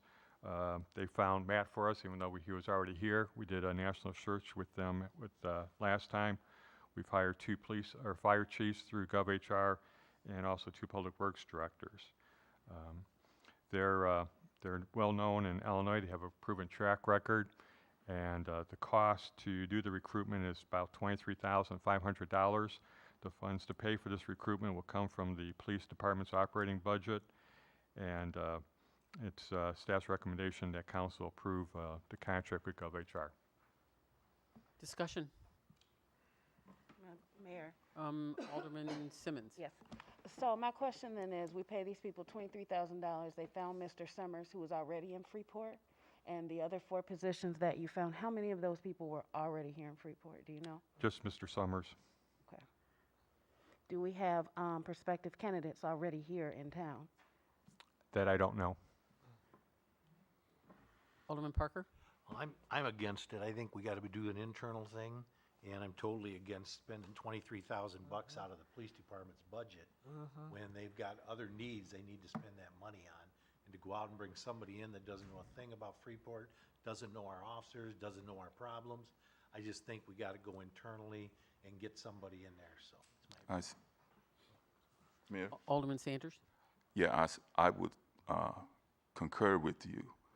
I'm a big fan with the public when it comes to elevating our own to new status, and has been doing a good job, or someone in our community that holds that standard as a police chief. And I from what I always thought, it was the mayor that made that appointment. But the way I'm listening to you, we're willing to shoot $23 out in the air. How many? 23,000. Okay. And Yeah, just and for I point of c- and I'm, clarity, and I'm the mayor doesn't appoint the fire chief or the police chief. That's the city manager's responsibility. All okay. this is asking for permission to be able to go out for the search. Okay, and that's and I agree with that. I'm gonna have to talk to my city manager, and we'll see where we're at with that and why we're making these kinds of decisions. So I will move on. Madam Mayor. Alderman Parker. real has quick, hand over. Mr. Sanders, just wanted to advise you, back 20-some years ago, the mayor did make the appointment. But then, once we went to city manager, it completely changed. Okay, I knew that plug was in there somewhere. Alderman Sellers. Yes, I do agree.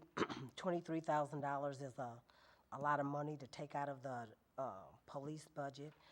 I would rather look and see who we do have in town, but make sure that we do a deep search in our own community, and I'd rather see that than spend that kind of money for, that's a lot for that.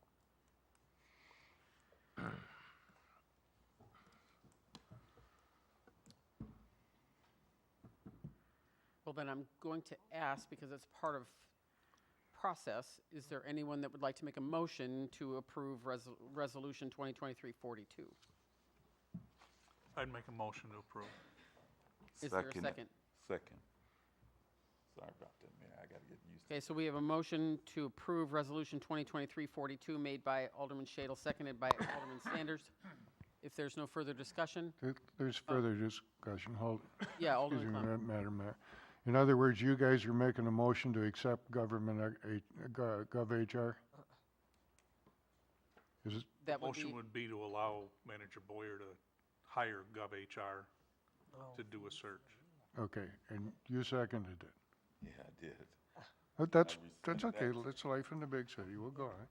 Right. 'Cause No problem. yes, you do have the ability to rescind. Yeah, I rescind that. Then do we have another one for a second? Madam Mayor, I make a motion that we, Wait, we have a motion on the Oh, floor, so okay, we have to deal with okay. one at a time. Yep, no. So is there a motion to second Alderman Parker's motion? Sorry, I said that wrong. Alderman Shadle. If there's no second, then that motion dies. Alderman Sellers? Yes, I was making a motion that we look, before we do government, GovHR, that we take some time and look in our own house and see what we can do before we jump into that resolution. So I make a motion that we not accept this and look. So your motion is to do an internal first? Yes, yes. Is there a second to that motion? Second. So we have a motion made by Alderman Sellers, seconded by Alderman Stacy, to do an internal search before moving on to GovHR. If there's no further discussion, Alderman Clem. There's discussion. Alderman Parker and I talked a couple months ago, and this was just before, there wasn't an interim chief at that time, and Matt was still here. And Alderman Parker had mentioned, I think there's another option, is it with the Illinois police chiefs? Did you mention there was an association there? That had been discussed, but that would be the same thing, so. It would be the same thing as internally? I mean, would No. it, no, okay, that's why I just wanted to make sure. Chief statewide, so it would not be. Yes. I mean, would that be something you'd want to consider, or please? Not today. Okay. No. Deputy Manager, did you want to add? No? I was going to, but since the discussion's gone, I'll All right, so we have a motion and a second for an internal search. Madam Clerk, could you please take the roll? Simmons. Aye. Parker. Aye. Stacy. Aye. Shadle. No. Sanders. Aye. Sellers. Aye. Clem. Aye. Monroe. Aye. The motion passes 7-1. Thank you. Madam Mayor? Alderman Clem? Now, my understanding, I just want to get a definition on this, okay?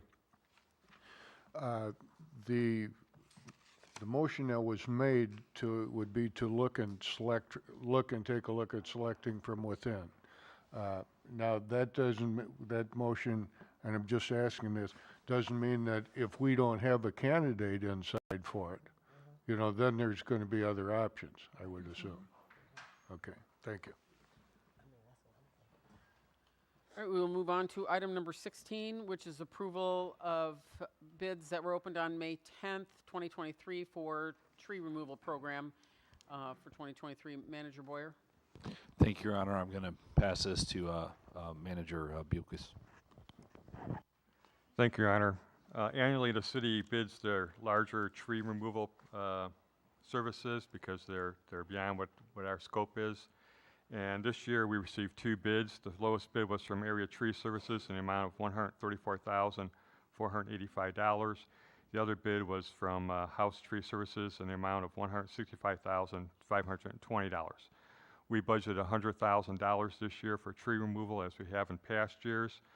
It's my recommendation to the City Council that we award the contract to Area Tree Services in the amount of $134,485. And once the contract has been awarded, then we negotiate a reduction in that contract so that we could bring it down to our budget amount of $100,000.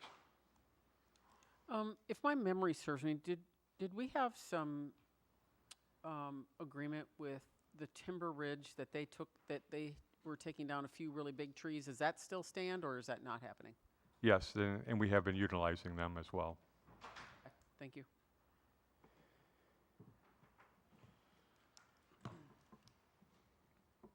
Mayor, Alderman Stacy? who were the two companies you just said? The low bid was Area Tree Services in the amount of $134,485, and the second bid was from House Tree Services in the amount of $165,520. And these are locally? No. Madam Mayor, Yes.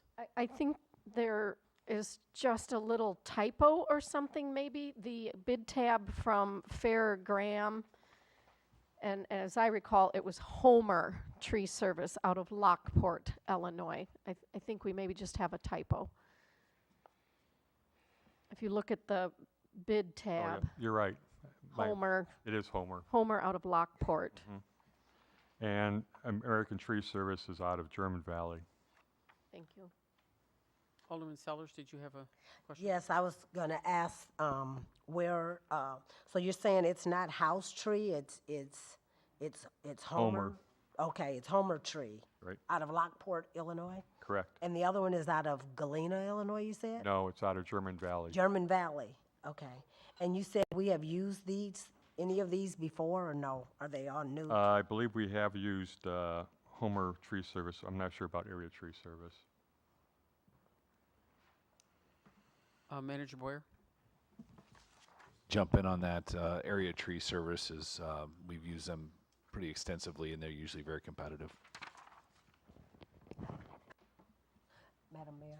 Alderman Sellers? When they do remove these trees, do they also take the stumps up out of the ground? Do they also remove the stumps, after they cut the trees down? I'm not sure how this contract was run, whether we're going to do it or whether they're going to do it. I think Fair Graham probably can chime in on that.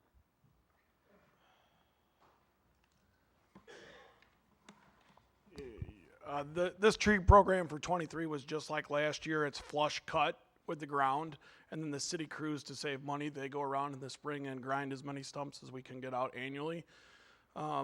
Last year's program, we did about $100,000 worth of trees. This year's program is much larger trees, much bigger trees that the city can't handle to take down. So again, we just did flush cut, and then city crews go around in the spring when we kind of get in between seasons, and then do as many grindings of stumps as possible, because we have our own stump grinder. Madam Mayor, no. The real reason why I asked that question was because I do know that there was a home that we had some situations with, and they finally did cut this tree down because wires was growing in it, and they couldn't do the stump. And they said, and I called to help this older lady, and the reason why they couldn't remove the stump was because they said they hadn't used a stump grinder in years, and so they couldn't do anything like this. But this lady's stump and this tree was city tree. They did finally take it up, but her sidewalk is so damaged that this lady has dementia, and her daughter is taking care of her, and they couldn't do anything for her to get her stump removed. So that's why I'm wondering, you're cutting down these trees, and some of these trees are damaging these people's sidewalks, so they can't get them straightened out. So I'm just wondering, I don't want to just remove the trees and then we have all these sidewalks that are damages. If the city is going to grind up the stumps, then let's grind up the stumps. But I do think that this lady that lives on Madison Street needs to get her stump removed because it was a city tree that came down, and she had been fighting this for many of years, and she can't get in and out of her house. So that's what I want to know about the stump removal. So to interject, so last year is the first year that we did the program where we took down the trees and the city did the stump grinding. We just bought a new stump grinder. The one we had prior was not in good shape to be able to do the work. Okay. And we can only do the work in the right of way. We can't do it on the private side of the sidewalk. And sidewalks are owned by the individuals. So if the sidewalks are messed up, if the tree roots did it, the city can fix it. But if the tree didn't do it, and a lot of sidewalks are in poor condition in town. That's why there's the city program to replace sidewalks. I also wanted to say that we solicited bids with about 14 different companies, but companies are very busy right now, so that's why we only got 2 bids, and we actually called people back since there was not very many people to pull the plans, and they just said that we're not in a competitive market for those trees right now. Alderman Stacy? Yes, where is the funding coming from for this project? General fund out of the street department. Mayor? Alderman Stacy's had her hand up yet. What area, where are we talking about removing these trees from? If you look at the information that was sent to you in your packet, there's a list of streets that have the trees that we're looking at, and there's also a map that shows the location of those trees as well. Okay, can you give me some idea? Since I It's don't. citywide. So the Public Works Department went and did a complete list of trees that were unsafe within the right-of-way in Freeport that need to come down. And so that complete list was put together. That was actually about 75 trees. We had to cut it back because we knew it was going to be way over budget. But we still picked various trees throughout the wards. Mayor? Please. She should have a copy. Yeah, but they don't have their Chromebooks or anything yet. Okay. Maybe you could just hand it to her. I can do that, too. Alderman Sanders? Thank you. Mayor, I was just thinking about our manpower and what's the conditions of the equipment that we used in the past to cut down trees and deroot trees out around the city and things like that.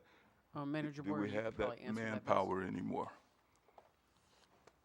That's what I want to know, because I hear bidding possibilities might take place because maybe lack of manpower or antiquated equipment and things like that. So I just wanted, since I have not had an opportunity to survey what our condition is as far as our public works and what's on their scheduling and that kind of thing, because as aldermen, we need to get ahead of understanding how did these bids even generate itself? When was it implemented to be put in place or going out for bids? And have we looked at those options that we have not done? Because I'm curious. I'm very curious. Why are we bidding out before we look within? That's my point. Do we have the manpower? Well, I think Mr. Stekel addressed that by saying that they're much larger trees than what the city's capable of handling, correct? Yes, correct. These are very hazardous trees that are very large in condition. Some of the trunk sizes were over 100 inches in diameter.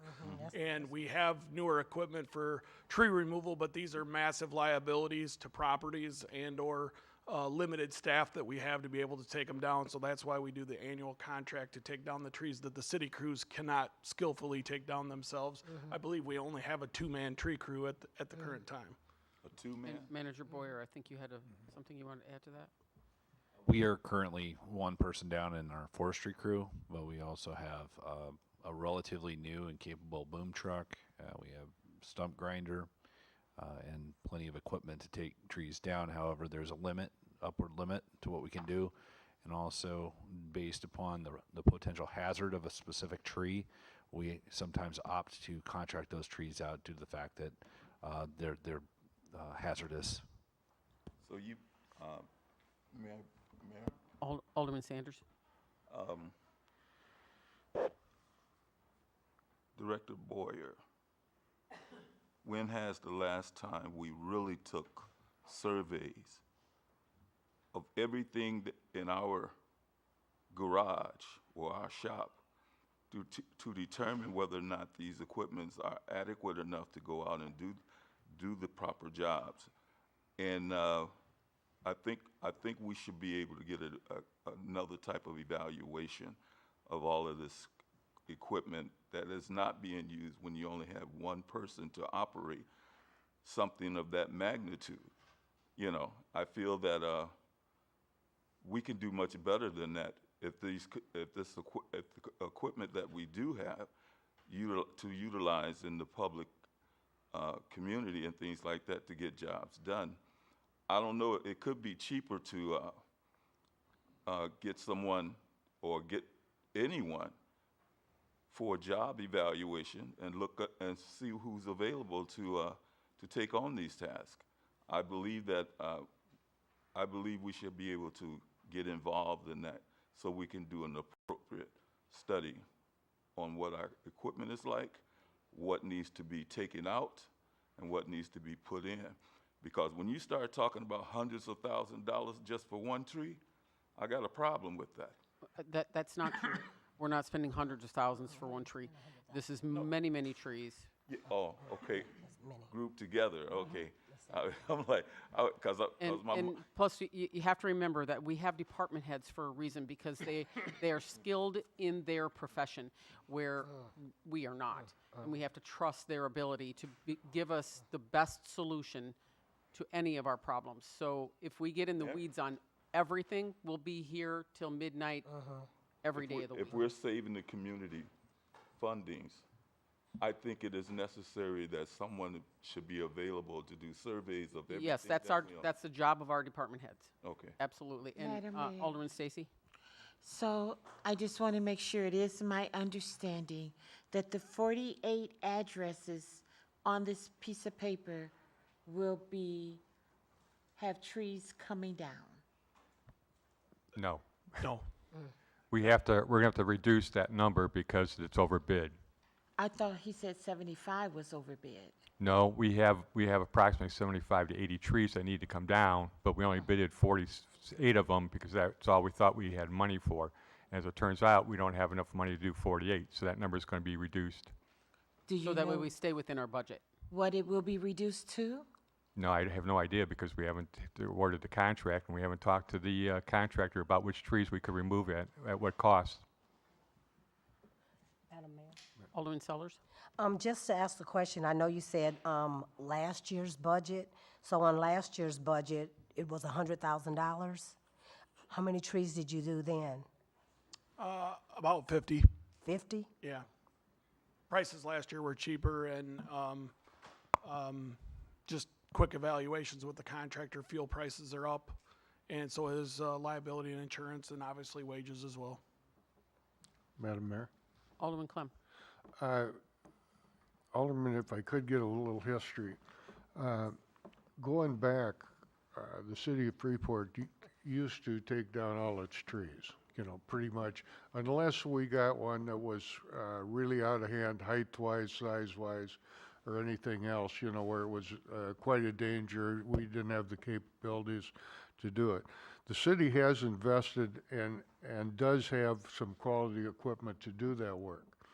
But when we did it on our own, one of the problems that we faced was the fact that I can remember having a tree list that we'd get revised about every 6 months that had 300 and some trees on it. It just kept adding to them, and then what they'd do is they'd put them in categories of 1, 2, or 3, of which really needed to be tore down, which needed work on, and which one was urgency safety-wise. So as they got into that, they were really very limited when you only got, the most guys I ever think there was 4 on forestry, wasn't it? So when you got 4 guys taking down trees and you've only got you've got a couple pieces of equipment to do it, and then it takes X number of trucks to do it. Pretty soon, we've all figured out mathematically that, you know, we could go out for a bid with this with somebody that knows what they're doing and take down a considerable amount. So the amount of spending and the amount of taking down trees has been in place for a little while, and it has been a good setup. It's really, you still have to go through the motions of which ones are really the worst safety-wise. Because some of them are about ready to fall down, others may look like hell, but they're still safe, you know, so. This is the route to go, it's just a matter of how many we can do, I think. I would also comment that last year's program took 5 months to take down the 50 trees because they're so large in comparison, and the city does not have the staff to commit to that for a 5-month time frame. These are really large trees that we're talking about, the worst of the worst. And a lot of them have ComEd power line difficulties that we don't want to take the risk with our limited staff to do. Alderman Shadle? I would make a motion to approve the bid. A motion made by Alderman Shadle, seconded by Alderman Parker to approve the bid as stated. Madam Clerk, could you please take the roll? Simmons. Aye. Parker. Aye. Stacy. Aye. Shadle. Aye. Sanders. Aye. Sellers. Aye. Clem. Aye. And Monroe. Aye. The motion passes 8-0. Item number 17 is is a need of a motion to appoint a chair and a vice chair of the Financial Committee of the Whole. Manager Boyer. Thank you. Bucus? Director Okay, Bucus. thank you. Thank you, Your Honor. The City Council has a standing finance committee which meets when financial situations arise, which is usually during the budget process. Generally, this committee would review the budgets with the proposed budgets with the different various department heads and directors. And Section 220.11 of the Municipal Code requires that a chairperson and a vice chairperson be elected annually. The current chair is Alderman James Monroe. The vice chair is former Alderman Eric Bordeman. With the seating of the new city council, it's time to elect a new chair and vice chair. Alderman Monroe has stated that he is interested in continuing to serve as the chair, and Alderman Shadle has stated that he's willing to serve as the vice chair. And so it's up to the city council to elect their chairman and vice chairman for their finance committee. Alderman Parker? I would make a motion to approve both the aldermen. Is there a second?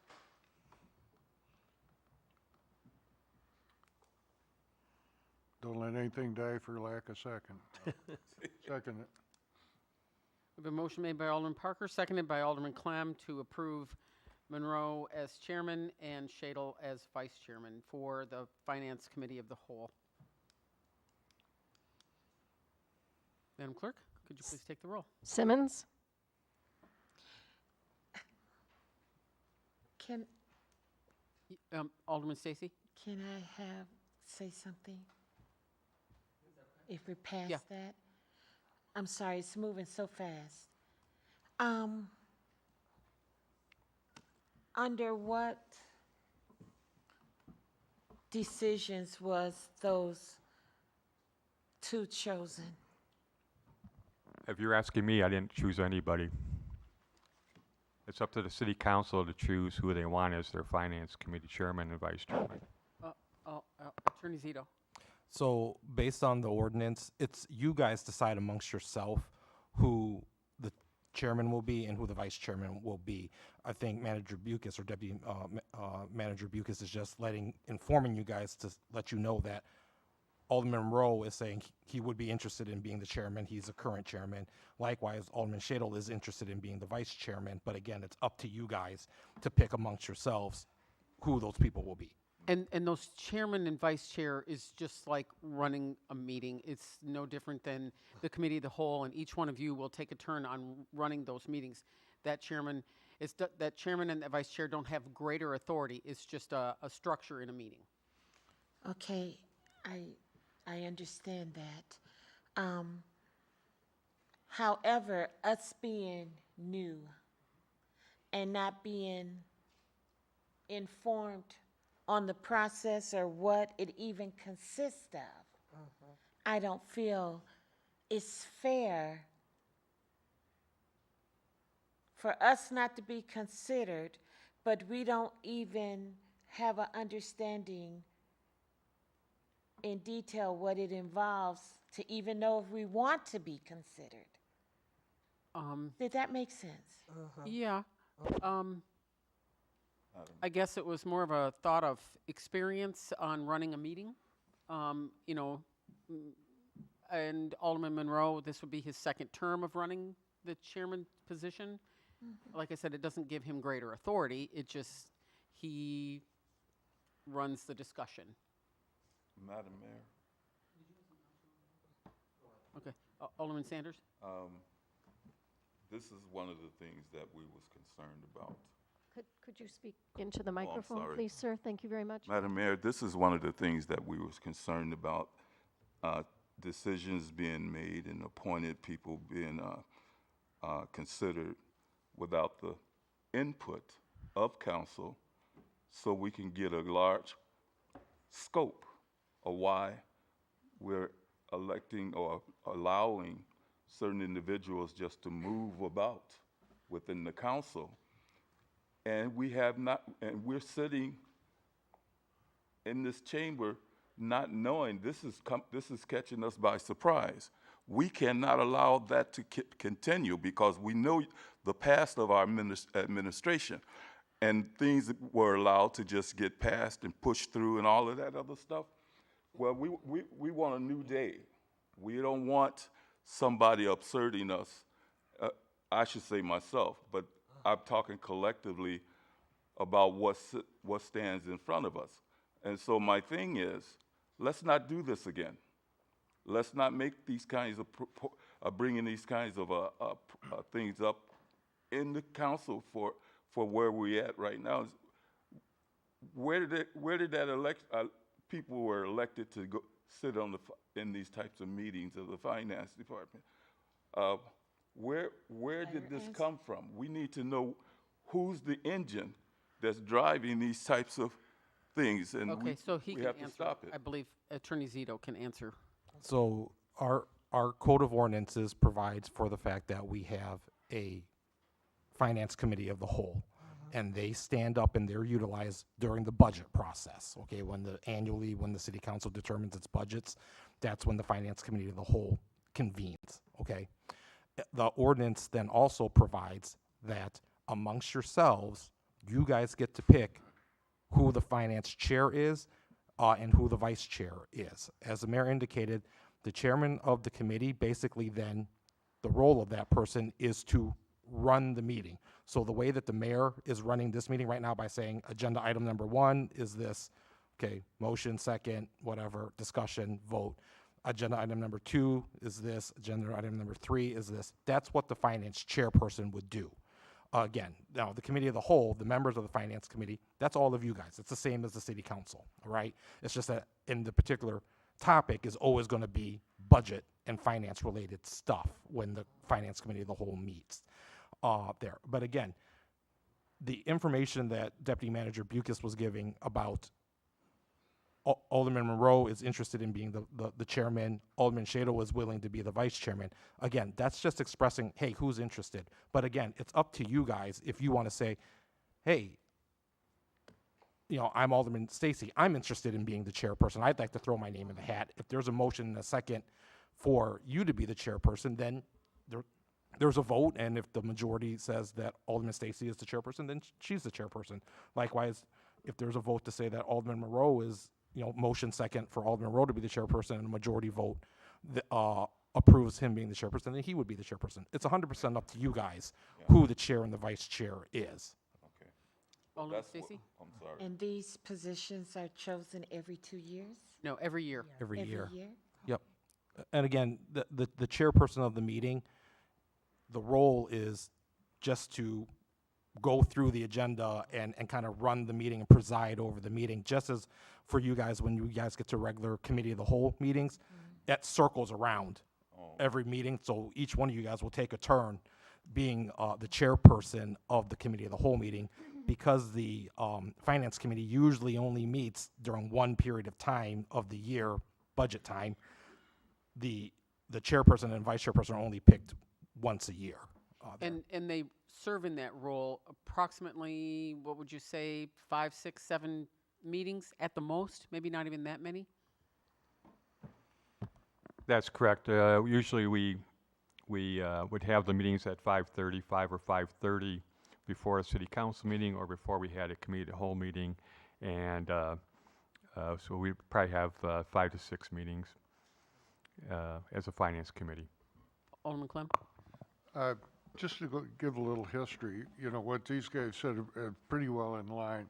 The two things, a couple things that you want to have is you want to have the person that's the chairman of the committee to really be pretty sharp on finance, and the co-chair also, because what they're going to do that'll be a little more than what the other members will be, what we come up with at the committees and stuff that we think ought to be done, then these people will more or less also work as a liaison to the finance person, to the city manager and stuff, to make sure things get changed, and then it'll come back to everybody to be approved. So it isn't as though anybody gets anything run past them that isn't there. We make the suggestions. And it does take, like Director Buca said, 5, 6 meetings, you know, and you'll come up, the first couple will be general things, okay, then in the last things, the last meetings, it'll become more intimate things on what needs to be done out of a certain way, or also in that whole financial debate will be, we want to add these positions maybe for Mr. Boyer or on streets or this and that, and then the question will be, where are we going to come up with it for finances for that? So that's what your finance commission basically works out, and then when it's agreed on at the end, it's totally voted on by everybody. Alderman Stacy? Yes. I'm not saying that it shouldn't be Mr. Monroe and Mr. Shado. I'm just saying it's a little disheartening for the decision to be made before we were seated Completely at understand. the table, because we are a part of this now. Madam Mayor, may I? Yes. I believe the ordinance states the decision needs to be made in May. Do you remember, or can you look it up? I think you're kind of stuck because this is the last meeting, and I think it needs to be set by ordinance this month. Your Honor. Alderman Parker?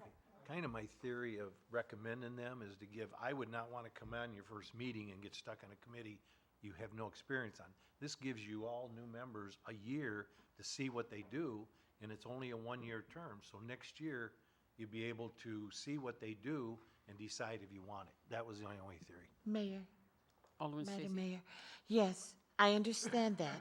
However, all I'm saying is that I know this is not their first rodeo. They have seen it in motion. They've seen it in action. We have not. Right. And that's fine, but give us an opportunity to vote them in. And that's what you get to do.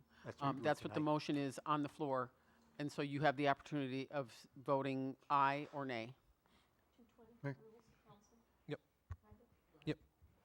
It says that the chairman and the vice chairman shall take place on or about the first regularly scheduled meeting in the month of May each year.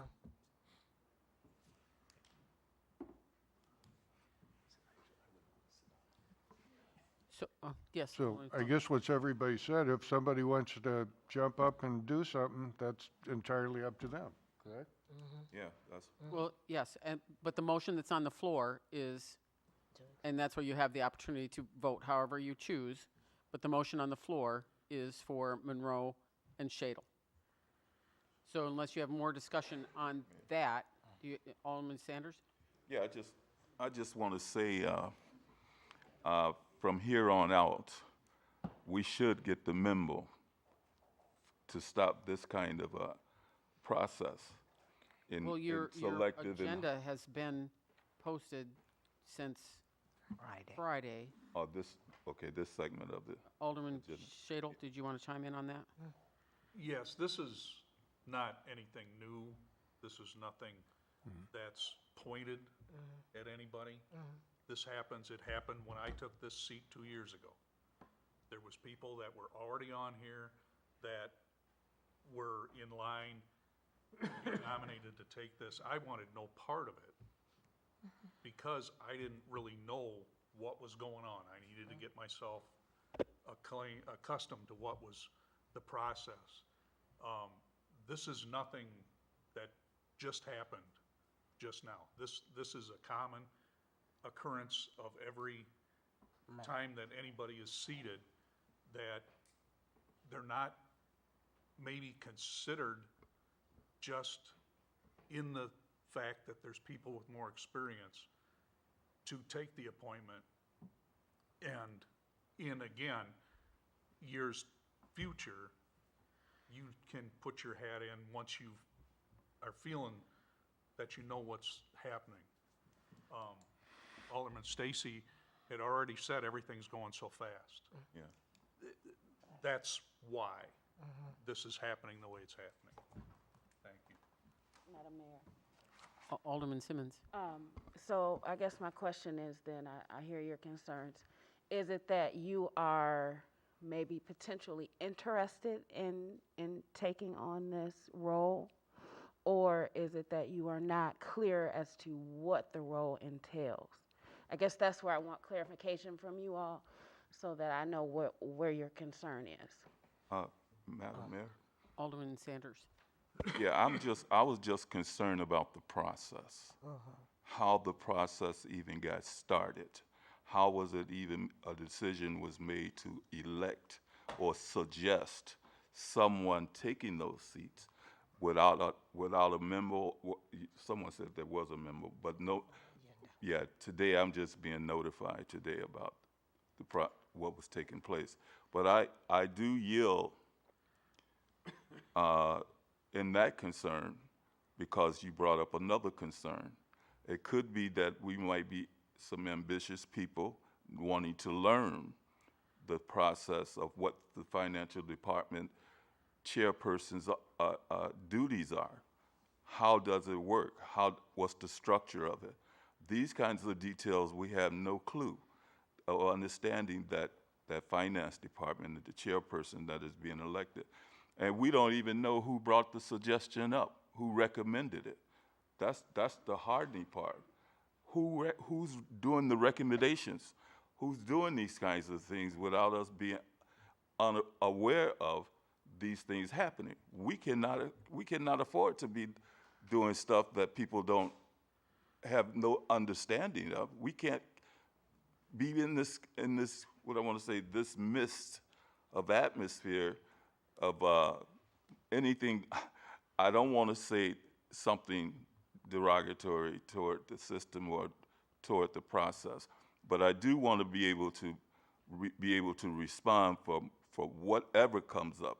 I want to be able to have an input, and I think we all deserve that. So I yield again. I'm glad you brought that up because that's one of our concerns. You know, we're talking about the finance department and everything. Okay, I think that's you're a little attached to it. confused, Alderman Sanders. Oh, am I? Yes, this does not run the finance department. We have a department, we have a finance director that runs that department. This particular chairman just runs that meeting that everyone is a part of. It's just someone to bring order to a meeting. That's it. Okay. And since Alderman Monroe was that position last year, it's just kind of a customary thing that unless he would say, "Oh, I'm not doing that again," it's kind of an honorary, would you like to do that again, Alderman Monroe? And he said, yes, he would. So I hope that helps somewhat. Alderman Stacy, did you have a question? Yeah, I just wanted to say that I understand now because of the time restraint that it had to be done, and I respect that. I respect that. I respect Mr. Monroe willing to go another year, and Mr. Shado willing to step up, who have some knowledge and understanding where we have none. Thank you. So unless we have further discussion on that particular topic of those two appointments, Madam Clerk, could you please take the roll as the motion was stated? Simmons, Aye. Parker, Aye. Stacy, Aye. Shadle, Aye. Sanders is absent, Sellers, Aye. Clem, Aye. Monroe. Aye. Motion passes 7-0. Thank you. Item number 18 is reports of department heads. Finance is unable to be here tonight. Was there anything that you wanted to add on her behalf, City Manager? Not at this time. Thank you. Community Development? Thank you. Thank you, Madam Mayor. I did want to make an announcement that we have 2 bid openings coming on May 24th. They are going to be at 9 o'clock and 9:30, and each of them is going to be for the demolition of 10 properties for the total of 20 properties. Thank you. Do we have anything for Public Works this evening? No, Your Honor. Thank you. Fire Department? Good. Fire Department? Thank you, Your Honor. No report from the Fire Department, but welcome new council members. Thank you. Police Department? Nothing tonight. Thank you. Library? We are 3 weeks away from the start of our busiest time of year, which is our summer reading program. We start on June 5th through August 5th, and we're already seeing a high number of registration. So if you are considering joining us, make sure to get on our events calendar and check it out. And also welcome everybody. Thank you. Communications? Thank you. IT? Thank you. Move on to City Manager's report. Thank you, Your Honor. Just wanted to touch on a couple of points. Our street maintenance programs moving forward. This week, we prepared to finish up our work on Welty Hills following the sewer collection system expansion, and that should be going well. And I just also wanted to touch on that we'll be looking for a utility superintendent moving forward. That's all I've got tonight. Thank you. Thank you. And if you haven't, the new council members, if you haven't received your invitation yet, you'll be getting it soon. The organizers of the Memorial Day Parade are back in full swing, and so the city always has a spot for those aldermen that want to be part of that parade. And so that is Monday, the 29th. I believe lineup starts as early as 9 a.m. However, I don't think the parade steps off until 10. And we meet at the corner of Walnut and Main. So if you want to join us, you're welcome to. If you want to purchase candy on your own, you're welcome to. However, we can't throw candy. That's against ordinance. So you're welcome to walk along and hand candy if you'd like to. And that runs through the downtown on Main Street, wraps up on State, comes down Stevenson, and ends in front of the courthouse. So if you want to be a part of that, I'm sure you'll be getting your invitation soon. This says Walnut and Spring? Is Walnut and Spring? No. Main? No, at Main. Our spot is number 18. Oh, and okay. It's on the corner of Main. And that's all I have for this evening, so we will move on to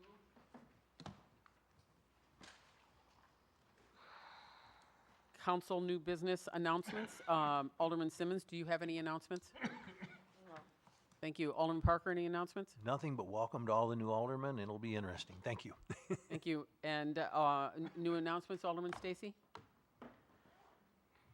And Alderman Shadle? I just want to welcome everybody, and I'm looking forward to the new pavement in the Welty Hills starting tomorrow. Thank you. Good. And Alderman Sanders, do you have any new announcements? No, I don't have any announcement, but I do want to make a couple of comments. I need to understand. Somebody take me through the historical parts of our streets and why we're deteriorating at a fast pace. and what can we do about it. And I'd like to see if we can explore that a little more deeper than what we see today, every day, on a daily basis. I think some more verbiage ought to be put into the content of the street. I wanted to say raggedy streets, but into the streets that are deteriorating right before our eyes, and the destructions of everybody's vehicles when they try to avoid those street potholes and things like that. I just wanted to keep that in the forefront of our minds.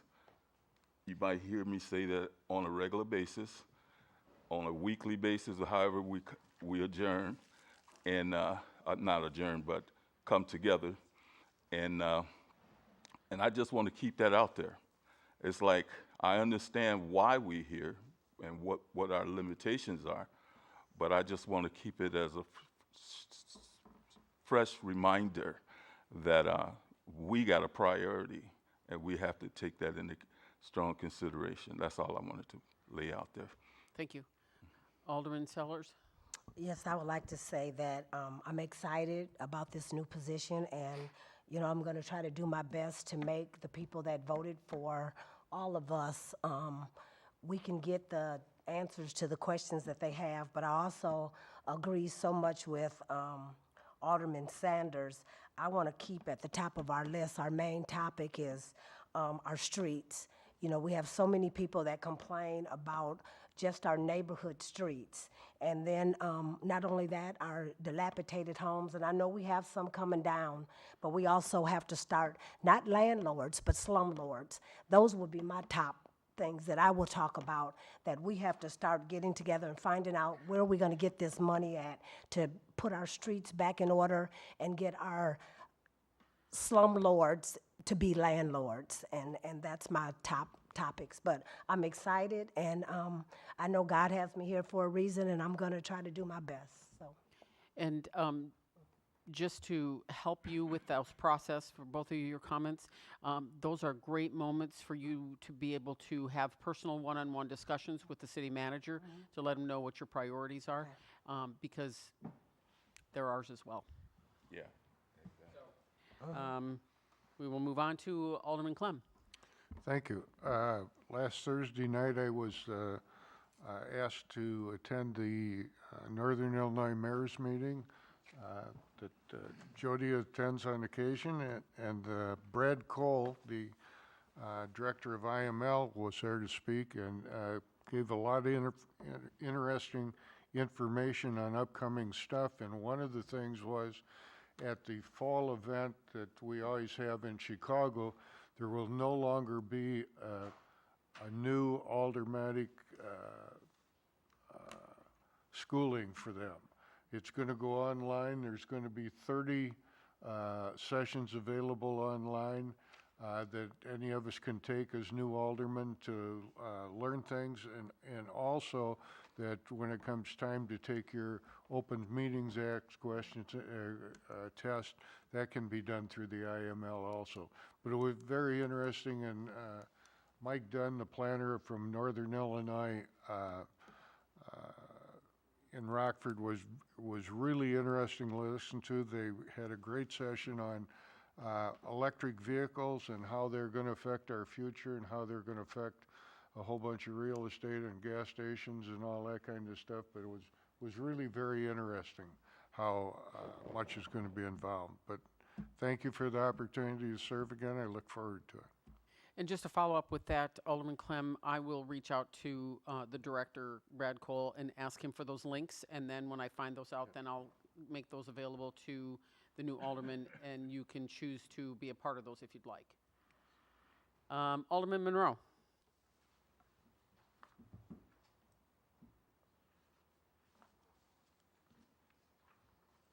My apologies, Mayor. I couldn't get off of you.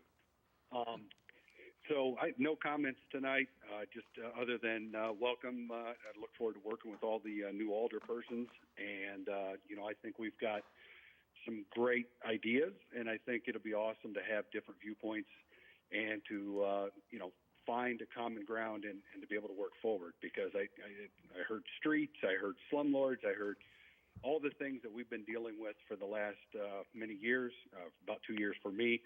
And I think there's a real opportunity for us to continue to work together and kind of advance the city of Freeport. And just welcome to everybody. And if you have any questions, all of our numbers are online. So feel free to reach out. Thank you. Next is public comment. Tommy. Tommy always got something to say. I wonder,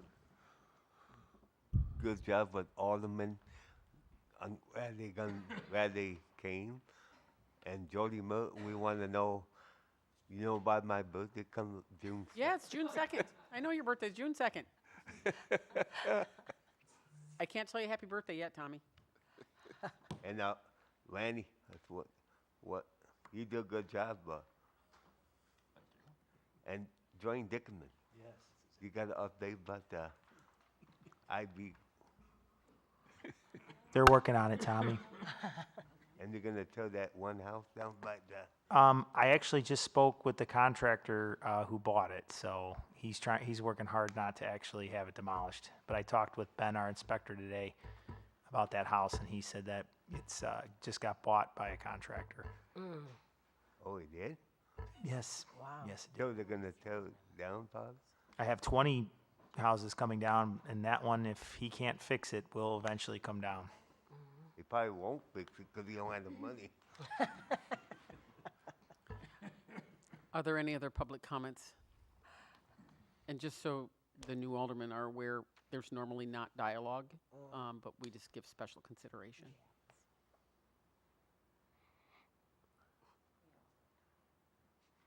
Okay, so now we will move on to item number 23, which is executive session. Madam Clerk, could you please read that for the record? Just one tonight. Pursuant to 5 ILCS 120/2C2, collective negotiating matters between the public body and its employees or their representatives, or deliberations concerning salary schedules for one or more classes of employees. Thank you. Is there a motion to enter into executive session? So move. Oh, I have Second. no idea. Put your hand up. Who did that? We have a motion made by Alderman Sellers, seconded by Alderman Clem. I'm sorry, I got to take the roll. Simmons? Oh. Yes or Aye. no? Aye. Parker? Aye. Stacy? Aye. Shadle? Aye. Sanders? Aye. Sellers? Aye. Clem? Aye. Monroe? Aye. Motion passes 8-0. Okay, we'll go into the